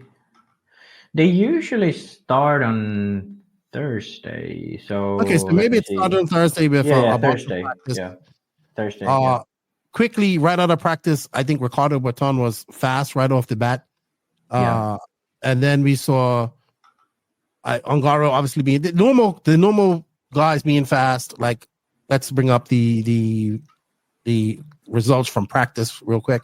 So, during practice, I guess Berton was fastest, and then Canas in second, Ongaro third, and Ronnefalk actually in fourth. Yes. And Boots fifth. Yeah. Yep. Burak Kilik, Skidmore, Barkan Kilik, Remy Bermudez, young French guy. So your usual suspects are faster. Throw in a few, maybe Remy Bermudez, like a Lucas Esteban, her in 13th. Tom Robin was fast. Yeah, there's always at this race, there's a few fast French drivers in the main. So Remy Bermudez, I think he made the main a few years back. Hugo Tavernon, Thomas Musso, these guys have made the main in the past and made the main again. Ryan Majubi, these kind of French drivers, they have a little bit of a home advantage because they go to this track quite a bit. It's a really popular track in France, and they have a few races here throughout the year as well. So yeah, and this is also a track that it turned into a big tire war. So let's talk about qualifying. Was started, I think, on Friday. We were scheduled to have 5 rounds of qualifying. We saw Davide Ongaro take rounds 1 and 2, and was like, all right, this is going to be the Davide show. But I think Berton or Canas took round 3, if I'm not mistaken, because unfortunately, they don't have, let's see. I will let you know right now. Yeah, so Canas took round 1 and 2. Mm-hmm.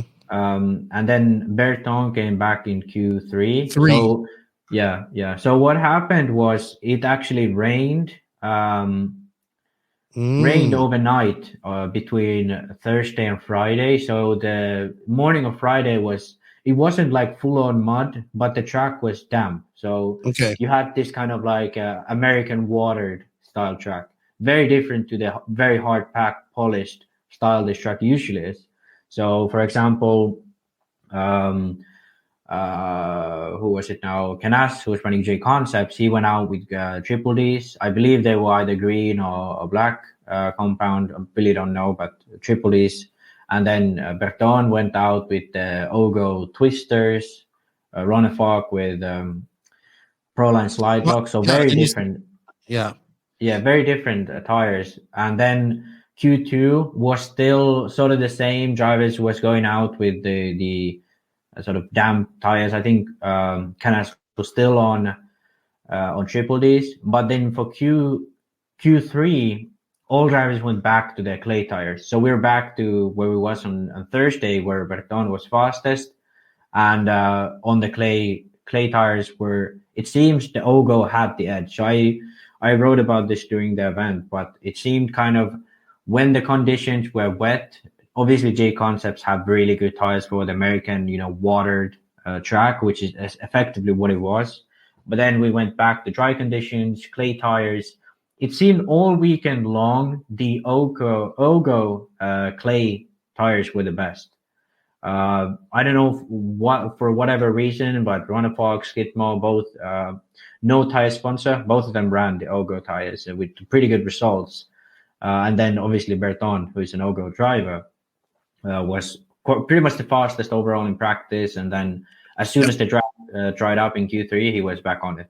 Yes, and I just wanted to give. I remember one year it did rain at this race, and I watched that track crew throw sawdust or something, some sort of mixture that they had, and this track was dry. I think it has a little bit of oil. I think it has some oil in it, so it gets a little bit slick. Like all this parts right here gets really slick. That's bricks. Obviously, the painted concrete, smooth concrete gets slick, but yes, that was the 12th man, as they should say, and that actually stopped qualifying.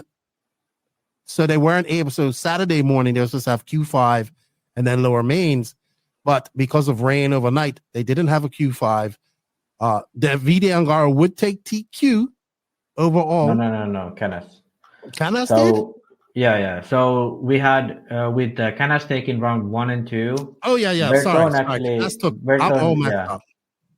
Berton took Q3, and then Ronnefalk took Q4. He also ran. I was way ahead of myself. Yeah. So Ongaro actually had quite quiet qualifying. He had a second in round 2, but then he had a third in round 4 and third in round 1. Mm-hmm. So Ongaro was actually fourth after qualifying. But then semis was actually quite interesting. Oh, I missed the semis. So let's get back to qualifying real quick. With Ronnefalk taking that Q2, that Q1 and T in Q4, I'm thinking, okay, Ronnefalk's back. It's going to be his race to lose because he looked like he was gaining pace all weekend. Yeah. This guy who we're looking at right now, Juan Carlos Canes, this is during the A final. Obviously, the big question was about these new J Concepts tires, which they did well in the cold at MontPellier, which we expected them, which I should say we should expect. But I think the big surprise was just the Ogo tires. Now, Ricardo Berton made that switch over to Ogo during the off season. Ogo, I've seen them in the Southeast racing because the Georgia Peach State Hobbies brings them in. So it's like the Flowers brothers and the guy Curtis Crummings is running them. So they are running in the Southeast quite a lot. I also know a couple of guys out in the West Coast running like Kevin Caston. We're talking about regional drivers. This tire has seen some success, especially in Truggy in the Southeast, right? So Ogo definitely has people running the tires. It's like, wow. I believe the importer is in France too, if I'm not mistaken. No. So Ogo is a Spanish company actually. So XDR. So there's Alejandro. I think his name is Alejandro Darras or something like that. And he's a Spanish guy. He's the founder of XDR. He also he had a shop, I think, in Spain, but he's mostly known for XDR. And he founded this Ogo brand, I think it was during COVID or slightly before COVID. So it's been alive for a few years now. Okay, my bad. My mistake. Yeah. But he is kind of the head of the brand. I don't know if they have other people in there, but they have a few drivers who run them in Spain. And now they got Berton on their team for this year.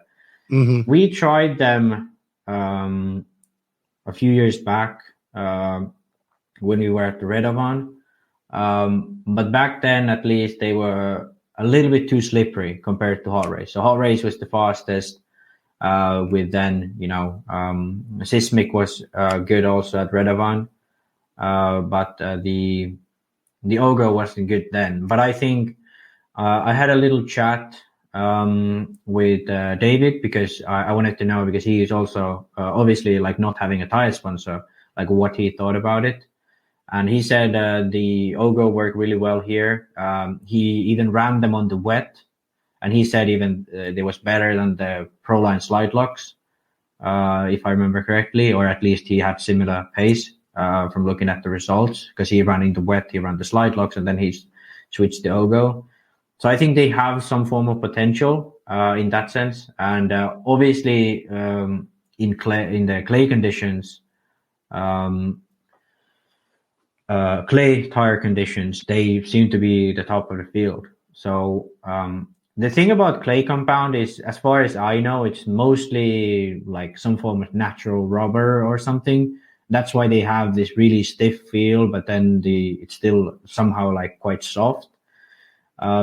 And as far as I understand, it's 90% of the clay compounds out there are pretty much the same. So the 90% of the compound is the same. They all use that natural, I don't know if it's natural rubber, but the similar type of rubber, which I assume is natural rubber. Mm-hmm. And then they add, whatever little synthetics there. But the quantity of the synthetics is so small that it's effectively kind of hard to mess up a clay compound. That's what I've understood. So I think that's why at the end of the day, we had 3 different brands on the top in tires. I think even if you look at the final, 3 different cars, all that type of stuff. Yeah. So it was definitely a tire war, but Ogo, in my opinion, came out on top over the whole weekend. I would say that the HotRace guys struggled a bit this weekend on tires. They just couldn't seem to find which is unusual, because usually the HotRace tires are really good here as well. So something was different. I think Sismic has kind of been in the past. Sismic has been kind of required to run here, but I think actually HotRace has kind of, I don't want to say struggled, because they've done really well here, but I want to say, like, compared to their results in, let's say, Redovan, where they've been number 1 tire easily in the past few big events. I think here they don't really have that staple. And it's hard to say why that is, but HotRace, for sure, it's probably, I'd say, the best tire out there for really hot and quite abrasive conditions. Whereas, in these conditions, it's more out there. Sismic can be competitive. And then, obviously now Ogo, really competitive. Okay. All right. So let's move on to the semifinals, which I did not actually woke up and I got onto the last LCQ. So out of the semifinals, being as these guys had the entire day off, because most of them, there was some people that bumped up. So how this is done for people that don't understand, or if you're listening to some European racing for the first time, is that this is a IFMAR ladder style mains. If you TQ, you still don't go to the pole position of the final. You still have to race into that, and it's split up into ladder mains like A and B mains, and it starts with whatever the entry count is and goes down in numbers right till you get to the quarterfinals, semifinals, and then of course the finals here, which it is. So the semis, it's do you remember what exactly went through in the semis? Because it was 10 that went through, and let's see, just me.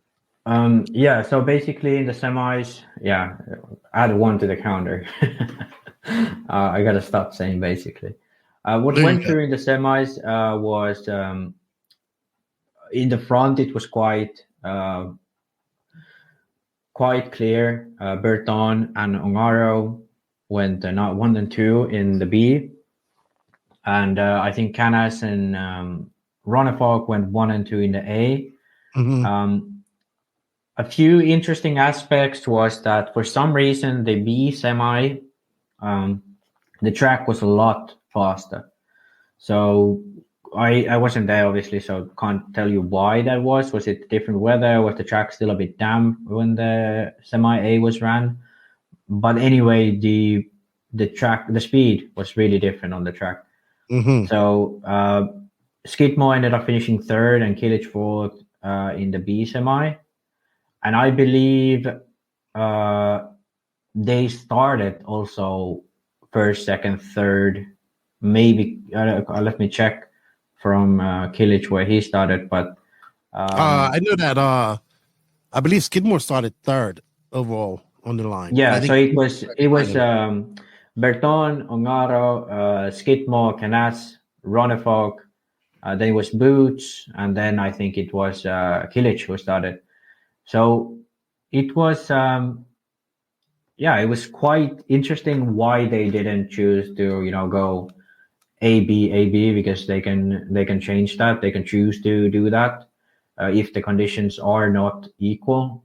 Yeah, see, Canas's best lap was 32.4, whereas so. What you're saying is they should take the best person from the A, the best person from the B, and then go on like that. Instead, they go by because, overall times. Yeah, Berton's best lap was 31.8, whereas Canas's best lap was 32.4. And obviously, we saw in the main that's not their true pace difference. So I think it was quite obvious that the B semi was advantageous in the condition of the track. And in EFRA rules, there's a declaration that if the results are too biased to one semi, you take you split it between positions. So because A semi first starts first and B. Yeah, because isn't it like I believe I think they would take the top 5 out of each semi, then the next 2 fastest laps. That's how I think it usually is. So that would have given 12 actually, overall. No. They do in IFMA. They do it so that they take 5 and then they check the 30-minute times of the next the 5th and 6th and 7th places from both semis. But in EFRA rules, it goes 6 from both and then 1 from the LCQ. But at this race, they had 2 LCQs this time. Yeah, so this race they do a little bit different. So they have more. I think they have 14 car grids or 15 car grids. 14 car grids. So when you take 6 from the semi, you still have 8 drivers. So you would have 16 on the track, which can't fit on the driver stand. Mm-hmm. So they do 2 LCQs. Mm-hmm. And then you have 14 cars again on the final. Yeah, I know that. So they had 2 LCQs. I think y'all Figueredo won the one I was watching, and I want to say Thomas Musso won one as well, right? So he won the first semifinal with the Corrali car. Very impressive. Yeah. Musso's no slouch, but that's still making it. And I think he started in the quarterfinals, if I'm not mistaken. Let me check. So it might be. They were watching Elliott Boots zooming around this race, who both of you and I predicted would be very good here. But he did have I think he had a flame out. All right. So I think the biggest surprise for me going into this final was Skidmore in third. Now, I know he had a better semi, but he was no slouch. He was in a top 5 position until he had a flame out. And but he was also very good all weekend. Being on that open tire, being able to choose what tire he wanted, really benefited him a lot. Yeah. But interestingly enough, just to interrupt you for a second, both Figueredo and Musso came from the quarters. Really? Yeah. And they made it into the main. So that was an interesting detail. But actually, quite a lot of Teknos in the finals because Adrian and Danielle and Figueredo, all 3 of them, all of Tekno's 3 new signings in Europe made the semis. Unfortunate for people like Robert, who I was watched this semi. He didn't make it. He tried valiantly. Probably the first time he hasn't made a MontPellier main in quite some time. But anyway, all of this led up to a pretty impressively stacked grid starting off for not a 45-minute final, but a 1-hour final of this epic race. And this track is fast. It is not like a point and shoot track. It is carrying corner speed. You see Boots getting by some lap traffic, going onto the bridge, carrying corner speed through this section, like losing your car for a split second behind a tree through that rhythm section. Probably coming up onto the slowest part of the track, and that's that polished surface. This is a very fast track, man. It used to be a lot slower, a lot more technical, but they have still remained these technical sections of the track, but kind of made the other parts of the track more fast, more flowing. So, for example, there's right-hand side of going under the bridge and this very high-speed slingshot type section of the track. This is, one of those sections where Ongaro made heaps of time during the main at the end of the main, because he could just shoot it in there, keep the corner speed up, and then make it really fast around those slinging corners, which was really cool to watch when he was coming back from that early I think this track just suits his driving style so much. So yeah, 100%. And why we say that? So the start of the main, we saw like Ricardo, Berton, Canas kind of take off a little bit. If I remember correctly, Ongaro as well. So they started. Yeah, Ongaro actually had an issue at the beginning, so I can't remember now where he crashed, but I know where he crashed. He crashed up here on the. So what happened before the first fuel stop? He actually crashed up on that slingshot turn. Yeah, and then he was actually on the move. He crashed up there, and that allowed Canas and Berton to kind of pull away. But it took he crashed off the track, and I think actually Ronnefalk hit his car. And then, so Ronnefalk crashed in that same spot. And then, but Ongaro was able to claw his way. So Ronnefalk got Marshall first, if I'm not mistaken, and went on his way. But Ongaro was able to claw his way back up and get into first position at this race. And then made more mistakes later on that dropped him back. Then he came back to make it an exciting 1-2-3 finish at the end. When I talked to Joseph, I said, well, who was the most impressive? Ongaro. He says if it wasn't for that, there's 2 crashes and that mistakes, Ongaro would have won this race without an issue. And how fast he was at the end of the race. I will say this. It was another, almost like remember how Buggy Land was kind of at one point, this person looked like they were going to win. And then the next point, this person was going to win. So at one point, Berton looked like he's got this in the bag. Then Canas gets in the lead. He looks like he's going to have it, right? And then we're thinking Canas is on one last pit stop because at the beginning he was, right? He was, and he was coming in slightly later than Berton. And I was like, well, if he stays on this pit strategy, he's going to win this because Berton's got to come in one more time. And then we saw him come in the same lap as Berton later on in this race. And that just utterly confused me. Yeah, I don't know why. Basically, in the beginning, it was that Berton was leading, and then Canas got by him quite quickly, actually. And Canas was leading for most part of the main, whereas Ongaro and Ronnefalk and pretty much everyone else was fighting in the back of the pack due to those early mistakes. So it kind of looked like Canas was running away with it, and we were talking to Keenan over text, and I was like, oh, Canas has a stop at hand because he came in, I think, almost a minute later. I think minute or more later than Berton for the first fuel stop, which in 60-minute mains, you don't need to have 9-minute stops. You can go 8:30 or something, 8:40 something, I think. So I'm pretty sure he had easily a stop at hand, but then second pit stop, he does, I think, even under 7:30. And he does like under 7-minute stops for the rest of the race, or like around 7-minute stops for the rest of the race. And at the end, they come to the pit at the same time with Berton. So I was confused because I thought, Canas had a stop at hand when Berton was really catching him, because there was this point where we was like, oh, he's really catching him. They were right behind each other. And then we was both like, oh, but Canas has a stop at hand, but actually he didn't. And then those last 15 minutes, it was actually a real fight for the lead they was doing.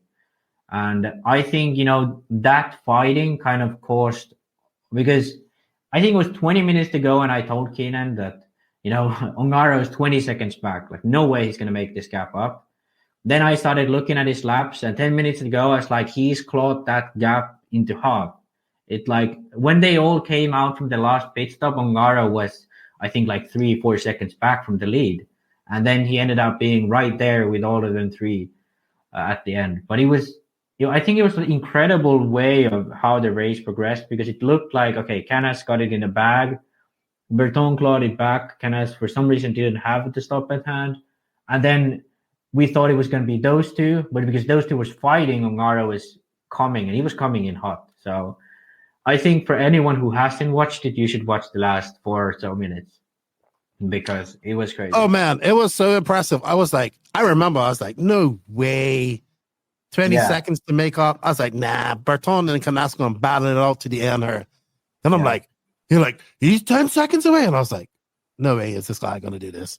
Yeah. And then, man, the finish that we have, I'm trying to find the finisher as we come up with the last few minutes where they were coming through there is Canas and Berton. This was an epic battle too between these two. Yeah. But that's Berton and that's Ongaro and Canas, sorry. Yeah, Ongaro, I think if Canas had made any type of mistake, and Ongaro would have gotten by, I think Ongaro would have really won it. Here he got by, but he made a mistake immediately where Canas took it back. And this is the point where I kind of realized that, okay, Ongaro's going to have a really tough time.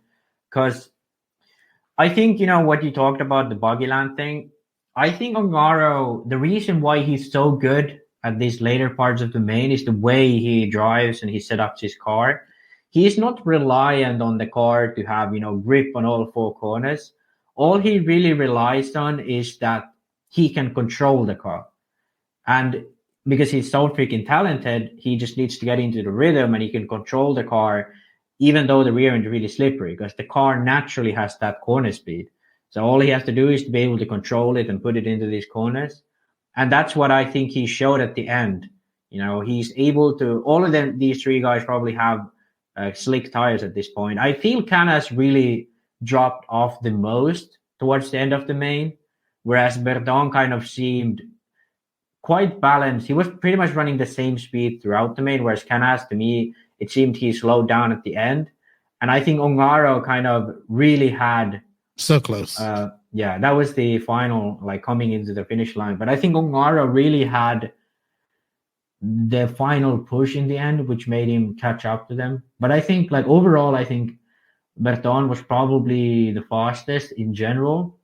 But the ultimate speed of Ongaro was just crazy. It was insane. I mean, when I talked to JQ, he was just like, he's just so fast. And I think I regress to Buggy Land, where we saw him do the same thing.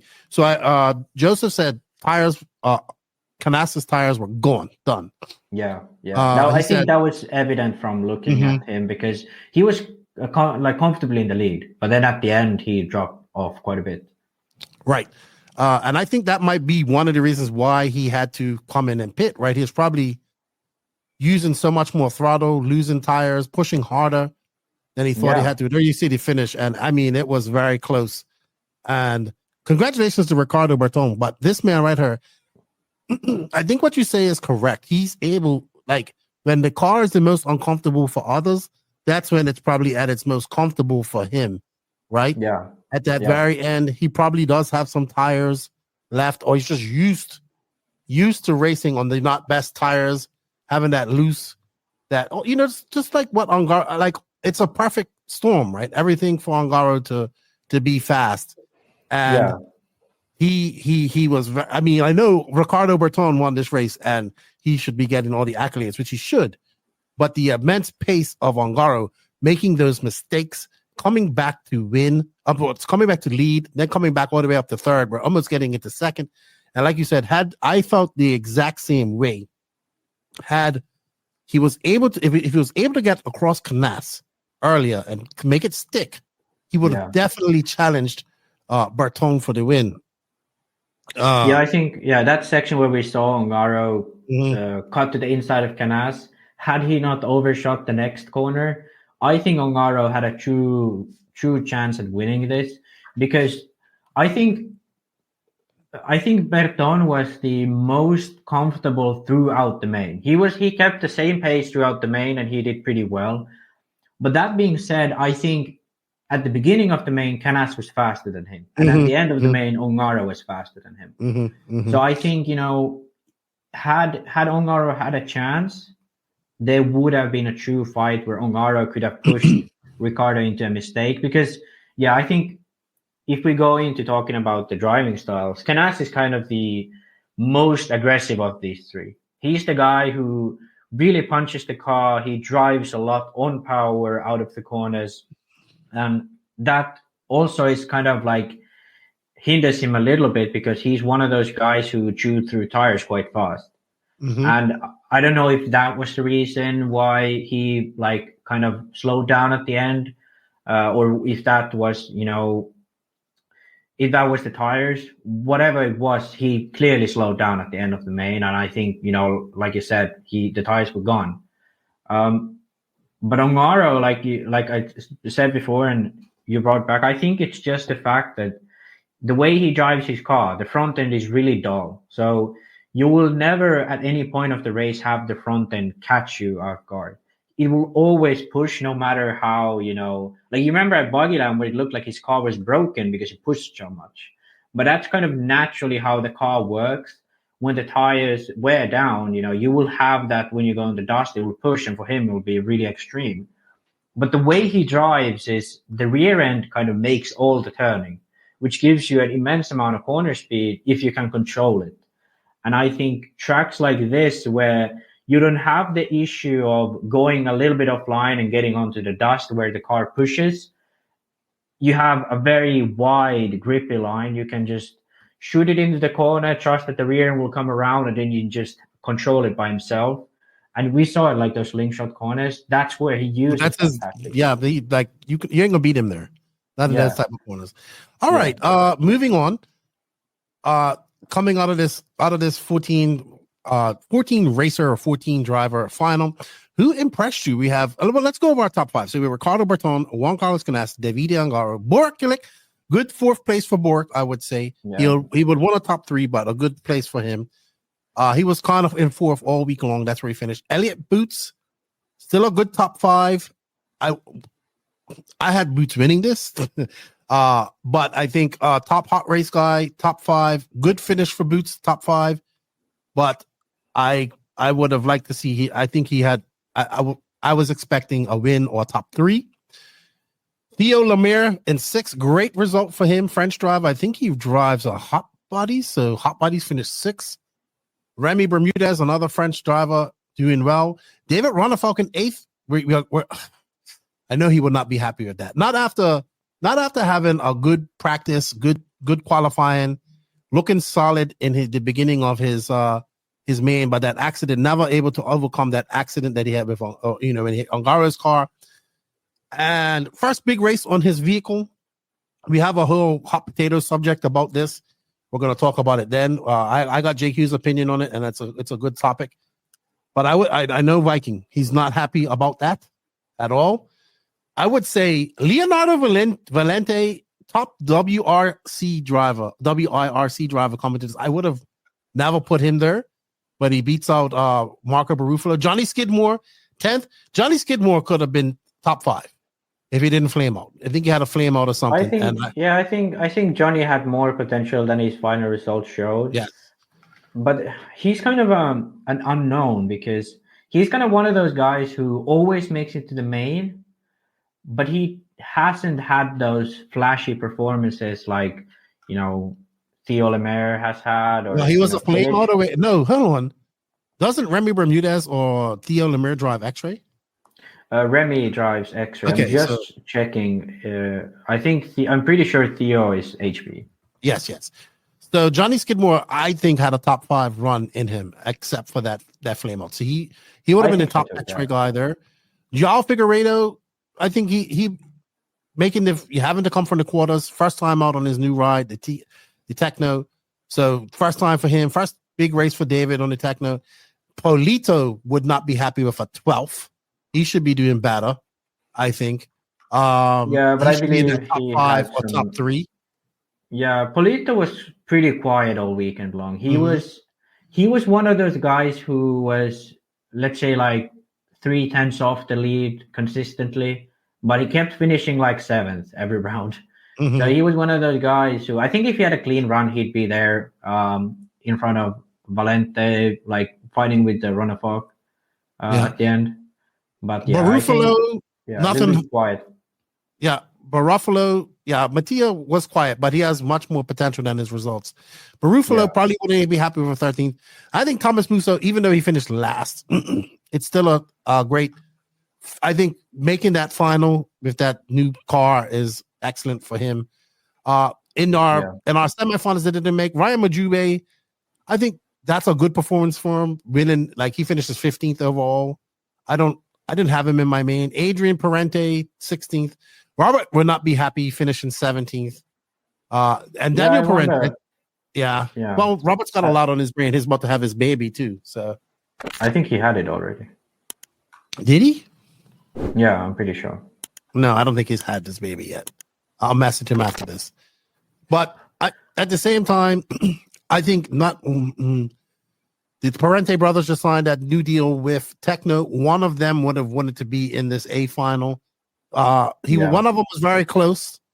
Zankatine in 19th, Tom Robin in 10th. I mean, I expect those guys to be. I think Berkan Kilik, probably the biggest disappointment. He 28th, not his weekend, even though he did break. He broke something in his semi, I think. Quarter. I'm not sure. But not the position that Barkan wants to be in. But to be fair, Borak has been raised. So what I think what's happened with Barkan and Borak is that Barkan's in his last year of school. Borak has finished his apprenticeship now for what he was doing full time. So he's able to dedicate a lot more time to RC, which you talked about last week after EOS Dawn. So I think Robert Badie and Barkan, the big disappointments, and probably a Parente. But everybody else in this, I think, it was a good final, man. Like the three surprises being Musso, not so much Lemaire because he's done pretty good, and Bermuda as his name pops up every now and then. But a good final. It was exciting. I think you guys can watch it RC Mag or RC Special. RC Special is in English. One thing to mention is Theo Lemaire. So he finished 3rd at the one-man race in both e-buggy and Nitro buggy at Padova. I think it was a month back. Now a 6th at MontPellier. He was starting 8th in the main, so got through quite easily. I think he's a French driver to look out for in this year because he's been there. He's made the MontPellier GP main before. But he hasn't kind of broken through, yet. But I think this type of 2 really solid results in a row, I think he could be there. He could really be, one of the competitors this year. Okay, I see why. The French have earned big RC. Like each of these countries have the earned big RC scene. Yeah. Right. So. And same thing with actually Remy Bermuda. Mm-hmm. Okay, so I was going to touch on this on the HotRace Hot topic.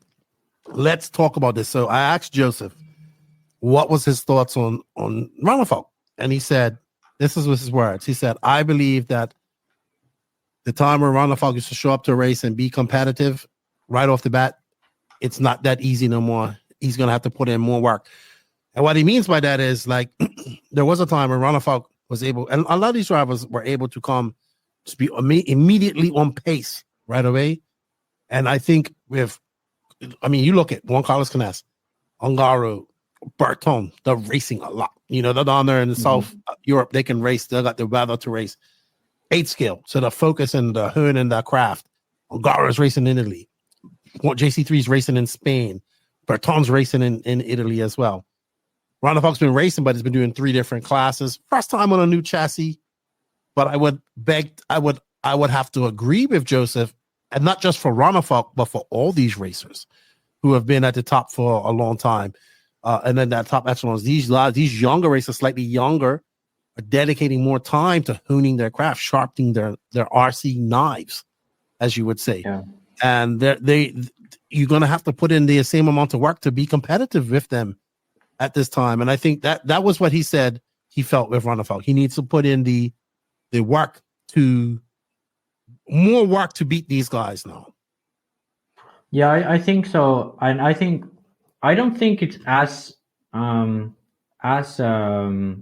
exact for the American scene, although that is still a thing. There's a lot Well, of those guys are racing so much, right? Yeah, They're Yeah, I racing think- every weekend almost. yeah. I think the difference in American scene is that when you go to races, it's not like you need to hone in everything and like you have rounds of practice, you have 3 rounds of qualifiers, and that's pretty much it until you go for the main. And the thing is, every time you go to a track that's brand new, you don't know how the dirt will behave, and so on. So it's kind of like a very fair playing ground for you. So I think in America, it's kind of like, as long as you have confidence and you have talent, you're pretty much good to go.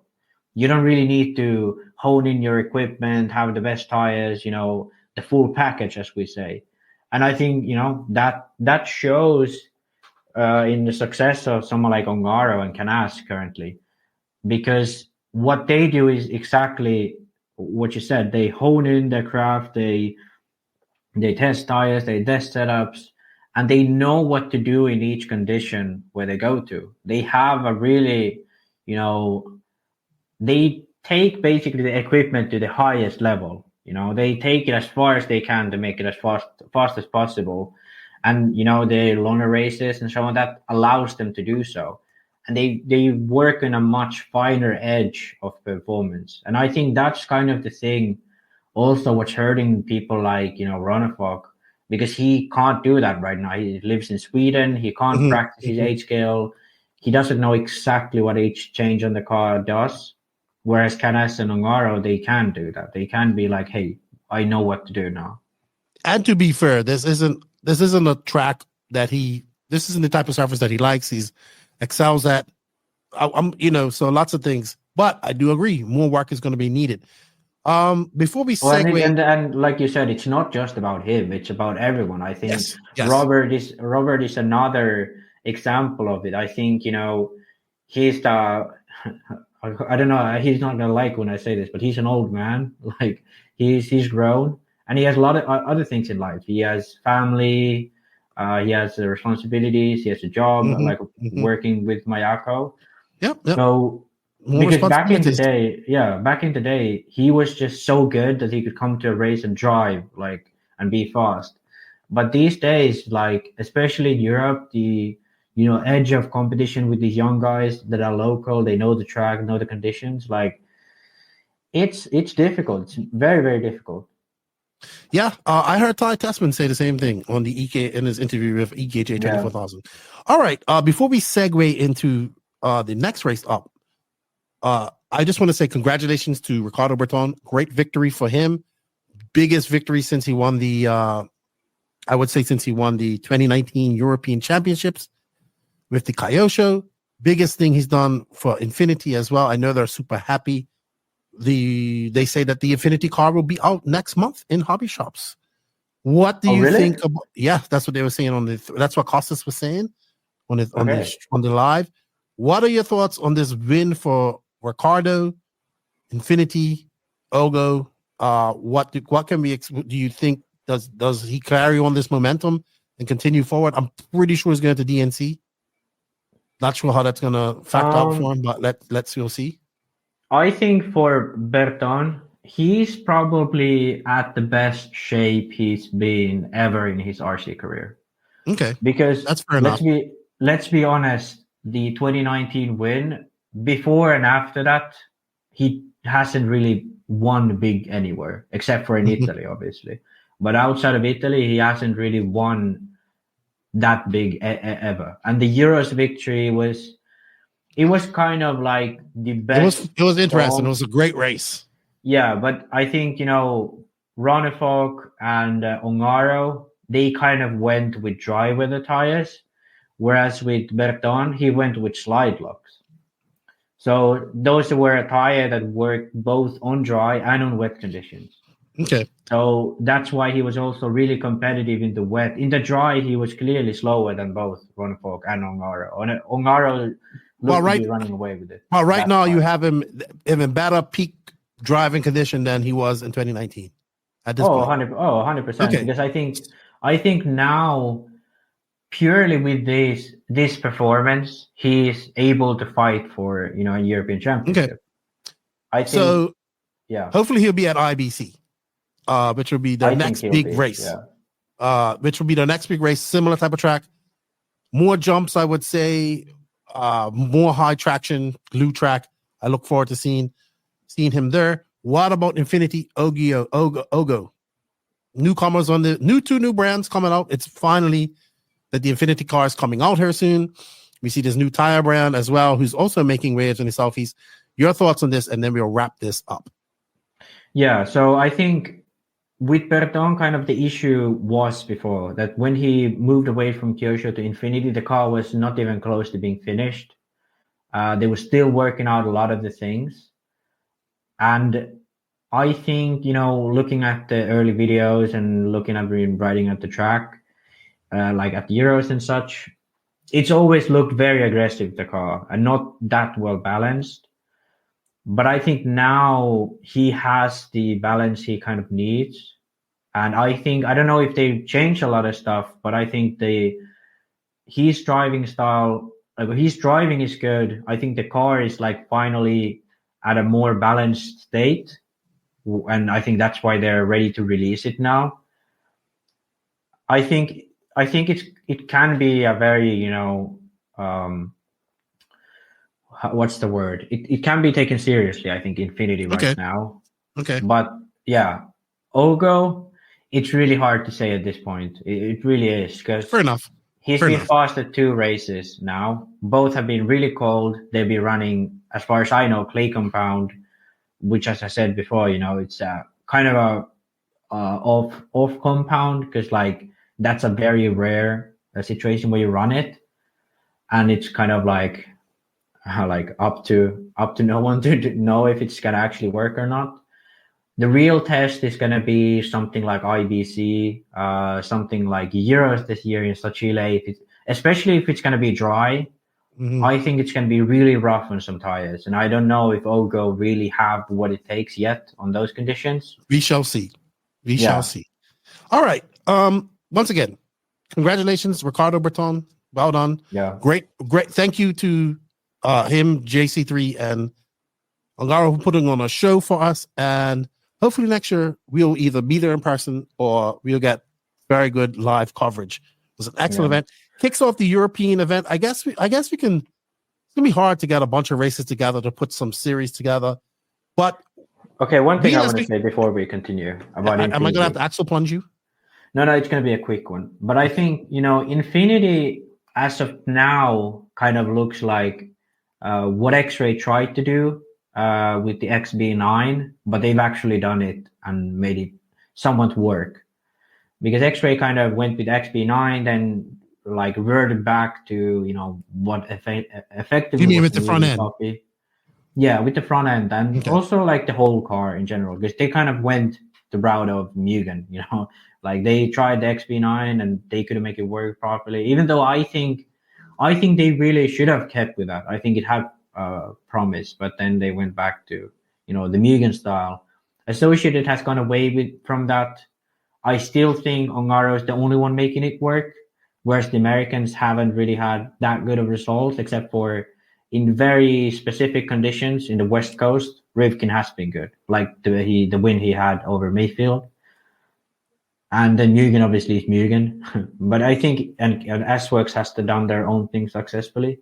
But I think Infinity brings in some new aspects. But at the end of the day, I still think it has the risk of being just another pivotal car. But I think when they finally release it, we can take a deep dive into it. There you go. More, but I'm just looking at some of the pictures from RC Special, and I want to say thank you to RC Special and RC Mag for their coverage, because if it wasn't for them, we wouldn't have and sorry, Suckers RC as well as Nemo, because if it wasn't for them, we wouldn't have seen anything, to be honest. We're looking at the Infinity, and well done, pretty Ricky Berton. I know R2 is happy about that. I'm happy for them, and this is a great segue into our next topic, because Joseph and I did talk about this. With what we just talked about, Ronnefalk, DNC coming up in a couple of weeks' time. Next month. Sorry. So I'll say about 3 weeks from now, 3.5 weeks from now. Yeah, 3 weeks from now. I still have Ronnefalk as being able to go to this race and win. Yeah, I agree. I think, granted, what Joseph said, I agree. But DNC is kind of one of those races that you just have to kind of trust your gut and go balls to the wall. Well, he knows what it takes to win this race, too. He's done it twice. It's multiple times. The only asterisk I have on David now is the car, because I don't really think X-Ray has ever suited this type of tracks. We saw with Tessman, he was competitive last year, yes, but that was a very small, very different type of DNC. But the OG type DNC, I can't remember. I don't think Tessman has made it to the main at DNC. And I think the style of X-Ray where it's he did. He did. He TQ'd the first Nitro Buggy 2017 when he switched over to X-Ray. No, but I mean like in the past few years, like since Thunder Rally. I think Thunder Rally he didn't make the main. Some other I don't know. I just know that I'm excited to see the next iteration. Yeah, there'll be some Europeans there, but the next iteration for the Americans as well.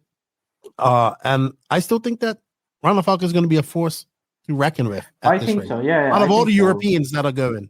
Now, I'm also gonna throw in JC3 because of the tires. Yeah. So it's gonna be very interesting. I look forward. We're gonna start hyping up DNC as we get closer to that and going on. But we do have another big upcoming race this weekend coming. Motorama. I saw Scotty made the trip, man. Scotty's on a mission. He was in New Zealand. No, he was in Europe. Back home, New Zealand, back home. Now is at another race, Motorama, all electric race going on this coming weekend. This is a big race. This sold out immediately. We got a lot of top names going. This is also in a facility that is like it has all these other different type of motorcycle racing and all this type of stuff going on as well. Toby Hampson is doing the coverage for it. 46RC is all excited about it. He's got some new equipment, so we probably have like moving cameras and all this stuff. Only electric because that pays the bills, but it's going to be a good race to watch. I look forward to watching that this weekend as well. I'll be posting all the links to the Facebook page, and we'll probably talk about that a little bit. But yeah, man, we watched Montpellier. Thank you, Max, for all your hard work as well. In your post, you was geeking right out. You was like, people thought you was there. Yeah, it's pretty crazy, but I think I was asking a lot of stuff from Joseph, and he sent me a few pictures which I posted, which is why people probably thought that. But I've always loved this event. I followed it a lot. You know, this is the only 8-scale event where I can't really race myself. So this is like my time to fully geek out watching it. So I think that's why this event has been so big on my following list. I've always wanted to go, but it's kind of been unrealistic always. But yeah, okay, I like doing that stuff. All right. Well, hopefully we're going to send you to the Euros in July to do some coverage there. All right, let's move on to our HotRace Hot Potato section. All right, Max, it is time for our Hot Race Tires Hot Potato segment of the podcast. We would love to thank HotRace for becoming one of our premier sponsors of the podcast. HotRace are available throughout Europe as well as the United States. And just go, I have links for all of that in the written description. Thank you, Nicola, for all your support. We're going to have Nicola on to talk about a lot of things here shortly as well. And on the hot potato hot take seat this weekend is the top 25 RC rankings. This usually causes quite a kerfuffle in RC. Did it make such a kerfuffle this year? It's always good for comments. Always good for comments. So here we have, like the Europeans will be happy about this. Davide Angari back on top again. Takes over that top spot by 0.6 of a point over Dakota Fend, followed by Ryan Mayfield. Well, JC3 doesn't move anywhere. Elliott Boots, the big mover and shaker, up by 3 spots up to 5th. David Ronnefalk, the big loser, going on 3 spots from 5th to 8th. So basically, Elliott Boots and Ronnefalk switched positions. Burak Kilik up 2 spots. Ricardo Berton, the winner of the MontPellier GP, up 1 spot. And Joe Bornhorst and Ty Tessman moved on a spot. So top 25 rankings, man. The world champion, current world champion, is on top. So let's look at this. David Angara, Dakota Fan, Mayfield, Canas, Elliott Boots, Mason Fuller, Rivkin, Ronnefalk, Bertin, Kilik. Is that a viable top 10 realistically in the world?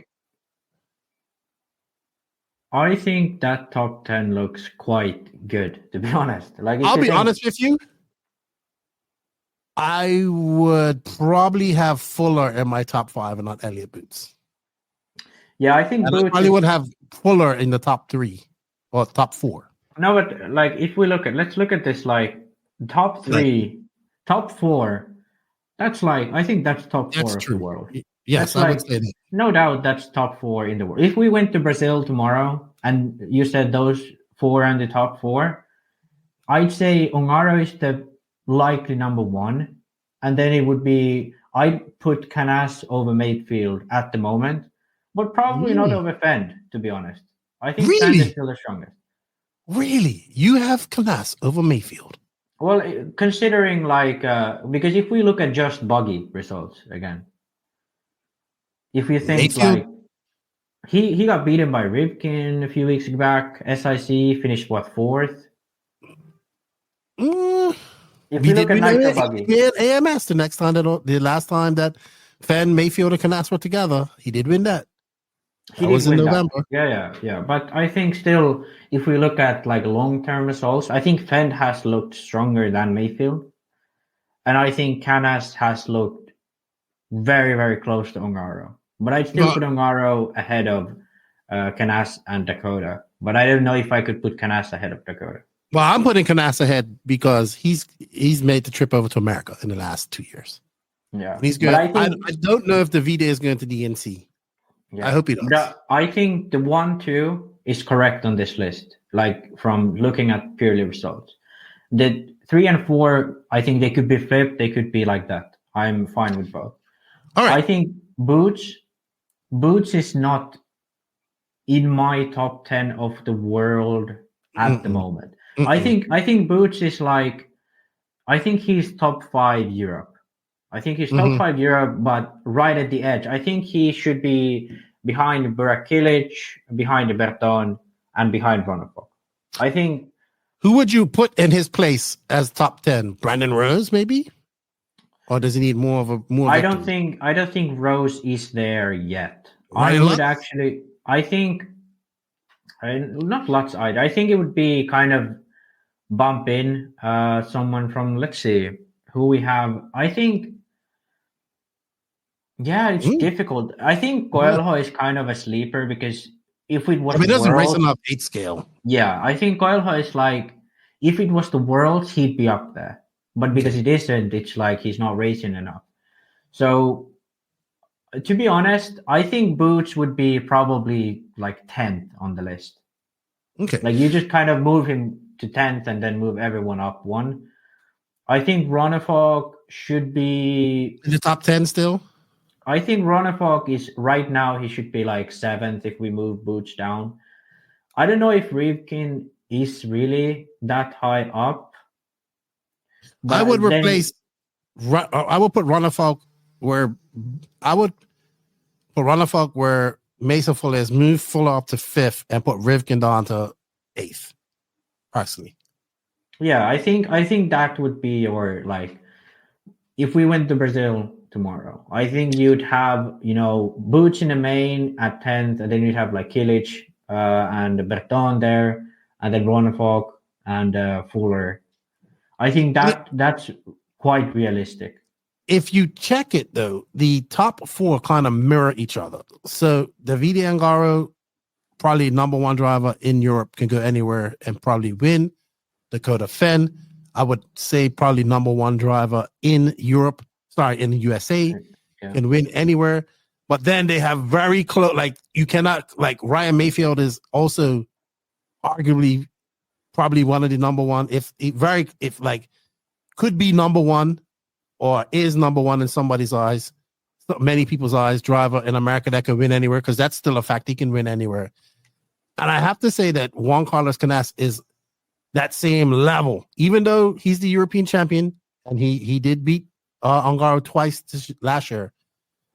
I feel that anywhere that Dakota Fenn and Mayfield go in America, they're going to battle each other out for the win. And I feel that Ongaro and Canas are in that same boat, just over in Europe. And then I would say the outliers of that, it's very similar. The outliers are that is you throw in an Elliott Boots, who's looked very fast and in the mix lately, and then a Mason Fuller, who's always in the top 3, top 5 position. So very mirrored results, just 2 different continents, in my opinion. Top25rc.com or Top25rc on Facebook if you guys want to have a look at it. Do you agree? What do you guys think about the rankings? We always like to hear comments about the rankings. Go ahead, comment in the YouTube feed. Let us know what you think. All right, up next is the hot and cold segment. And you don't have any cold after a cold MontPellier race. Yeah, you just have hot. Berton? Yeah, I think only thing that's cold was the race. Everything else has been pretty hot recently. Okay, so, Berton and Ogio are your 2 hot choices this weekend. I think, like I said before, TQ at One Man Racing in Padova, really strong result there.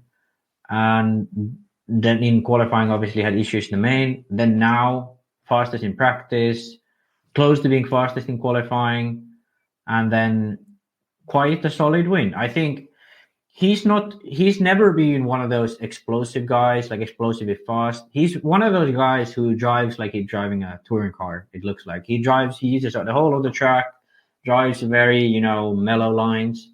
In some sense, it reminds me of like a Cavalieri driving style, but does it really effectively. It does it really well. And I think he can be a real challenge for these guys, like a new top guy. Like Canas was like on the edge. I think Berton is right there now. Like he can tip over that and, make it there. Time will tell. Just like Rose, it takes more than one win, right? Yeah.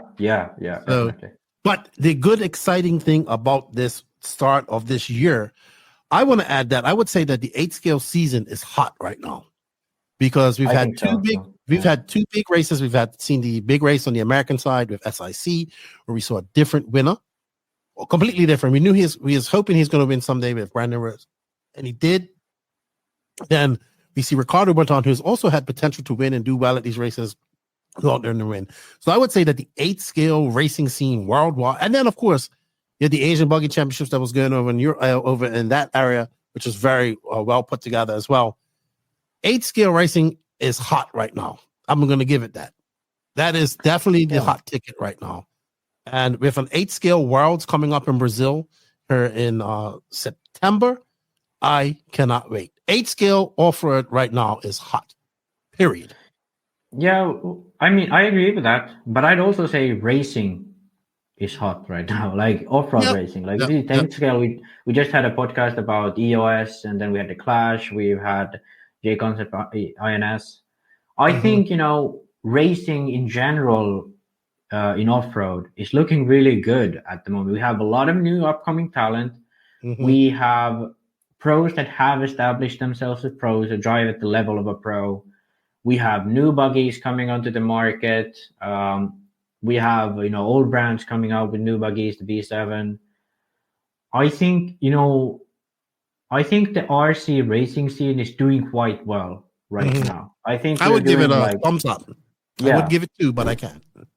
And I think, like, if you look at SIC, the live feed, live stream, if we look at Asian Buggy Championships, the social media coverage, and to be honest, I think, granted, the MontPellier, we have our issues with the coverage. I think still, like, the presence it had on social media was quite noticeable. People were excited about it. People were following it. Absolutely. I think it has been, like, racing in general has been looking good. Absolutely. I would agree. Lots of new stuff, lots of hype, lots of buzz. But that's what we want. I was excited. I wanted to record this on Monday, but I was thinking about trying to get Ricky in here. I was like, well, it's Valentine's Day. Everybody's going to be doing their own thing. But I would say racing is very hot right now. I don't really have any cold comments. Maybe it's going to be cold weather-wise at Motoroma this past weekend, but I think it's going to be a very hot race. I look forward to seeing the track design. It's probably Thursday. We're recording this or probably doing this. I want to say good luck to Toby Hansen. I hope he puts on a good show where we get to watch it. Scotty will be calling the race. And then, man, I think what's coming up, man, DNC is going to be hot. We're going to have to watch that. Yeah. And I'm looking forward to that. All right, Max, I think that's it for us this week. A quick one, only 2 hours and 2.5 hours roughly. Pretty quick for us. We greatly appreciate everybody's support. We do have some other podcasts coming out as well. I know we have questions to do. We're going to do them with some of our interviews that we're doing as well. So keep those questions coming for us. Keep commenting in the YouTube feed, man. That makes a big difference. It helps with the algorithms. Max, I'm surprised you haven't gotten any YouTube yet in the comments, because I don't get too much involved in the comments. I'm surprised you haven't been in there yet. It's uncharted territory for you. Like, it's like going out in the ocean and looking at, look at all these people I can talk to. You gotta, people do comment on there, and you should respond sometimes. You have, have access as Max Mort. We're on the hunt to 5,000 subs. We aren't too far away. I'll let you know at this moment right now, we are currently at, let me go to my YouTube studio app, 4,826 followers, subs on YouTube. So please go over, do us a favor, hit that like, sub, notification button, leave a comment, share if possible. It's free. Also on Instagram, go over there and hit the follow for the No Name RC NRC podcasts on Instagram, and follow us on TikTok. We're trying to grow those. They're all three of those different social media platforms on milestones. Also, I'd like to get up to 10K followers on our Facebook. We're close as well. So all four, I think we're like 9.5K or something. Yeah, all of our four main social media outlets are very close to some big milestones for us personally. And of course, we couldn't have done that with all the support from you guys out there, the NNRC squad. We greatly appreciate it. Thank you for all the continued support. Thank you to the patrons and the YouTube members of the NNRC. If you wish to support us a little bit more financially, you can. We greatly appreciate that. Thank you to these awesome companies that support us. They are Invisible Speed. Don't worry, people. Your books are coming. I'm helping out doing the, helping out people that are messaging the Invisible Speed Facebook. I'm answering their questions. I know some people don't have tracking. Trust me, your book will show up. That's just sometimes how it happens. Invisible Speed. Don't forget the online course affiliate link for that. Book is shipping. High Tech RC, Corsa Tech USA. If you do get some Corsa Tech products, let them know you heard about it on the No Name RC podcast. Sidewinder Fuel, Mayako, who just looks like the new e-buggy is in the USA. I should talk to JQ about getting one, paying some bills. Beach RC, we have an affiliate link for that. I'll be at Beach RC for the Nationals in April. Tekno RC, thank you for all their support. Clinic RC, Stacked RC for all your 10 scale stock needs. Racecraft USA, RC Box Club, Call RC, got me some other butter down there. Elite RC Productions, congratulations. Those guys will be doing the FRCC series soon, which is the Florida RC Championships. Round 2 coming up at Sundancers next weekend. RC Body Armor, check out my boy Gene Strout Jr. for SJ Racing Builds.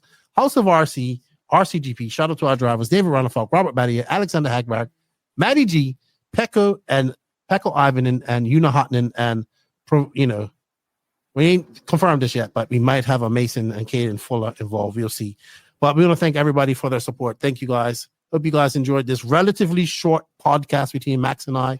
As he's looking ever so hungover, go grab yourself a beer, man, and go relax and get ready. We got to answer some questions later on this week. Thank you for your time, Max. I appreciate it. Thank you, man. It was actually good. Didn't go on like for 4 hours. I think it was good. Yeah. Also, good job once again on your Facebook reporting this past week. If I'm not I kind of like it because like I feel very good in my mind I feel like a journalist at times. Obviously someone called us the TMZ of RC, but I want to be doing expose shit, but like obviously not like TMZ. So absolutely. I feel I want to be like Neo Buggy of the 2020 century. I'm all for that. I love Neo Buggy. Thank you for your time. Thank you, everybody. We greatly appreciate all the support. You guys have a great weekend of racing. Good luck to everybody at Motorama. And if you want to follow the action at Motorama, look for the links on the NNRC podcast. We'll have them all there. And don't forget to hit that like, sub, notification button on those channels as well. Help RC grow. Check out EKJ 24,000 as well for the RC podcast launch. That's some great interviews. And we will talk to you all next week. Max, you know what? We need to do a live together. It's been a while. We need to do a live show together. Yeah, I don't know. Probably going to have to be like a Saturday that we do it. And people are home. Yeah. All right, Maxie, you have a good one. I'll talk to you later. Bye, everybody. Nitro's to glory. E-Buggy pays the bills. Max and Lefty, we're out.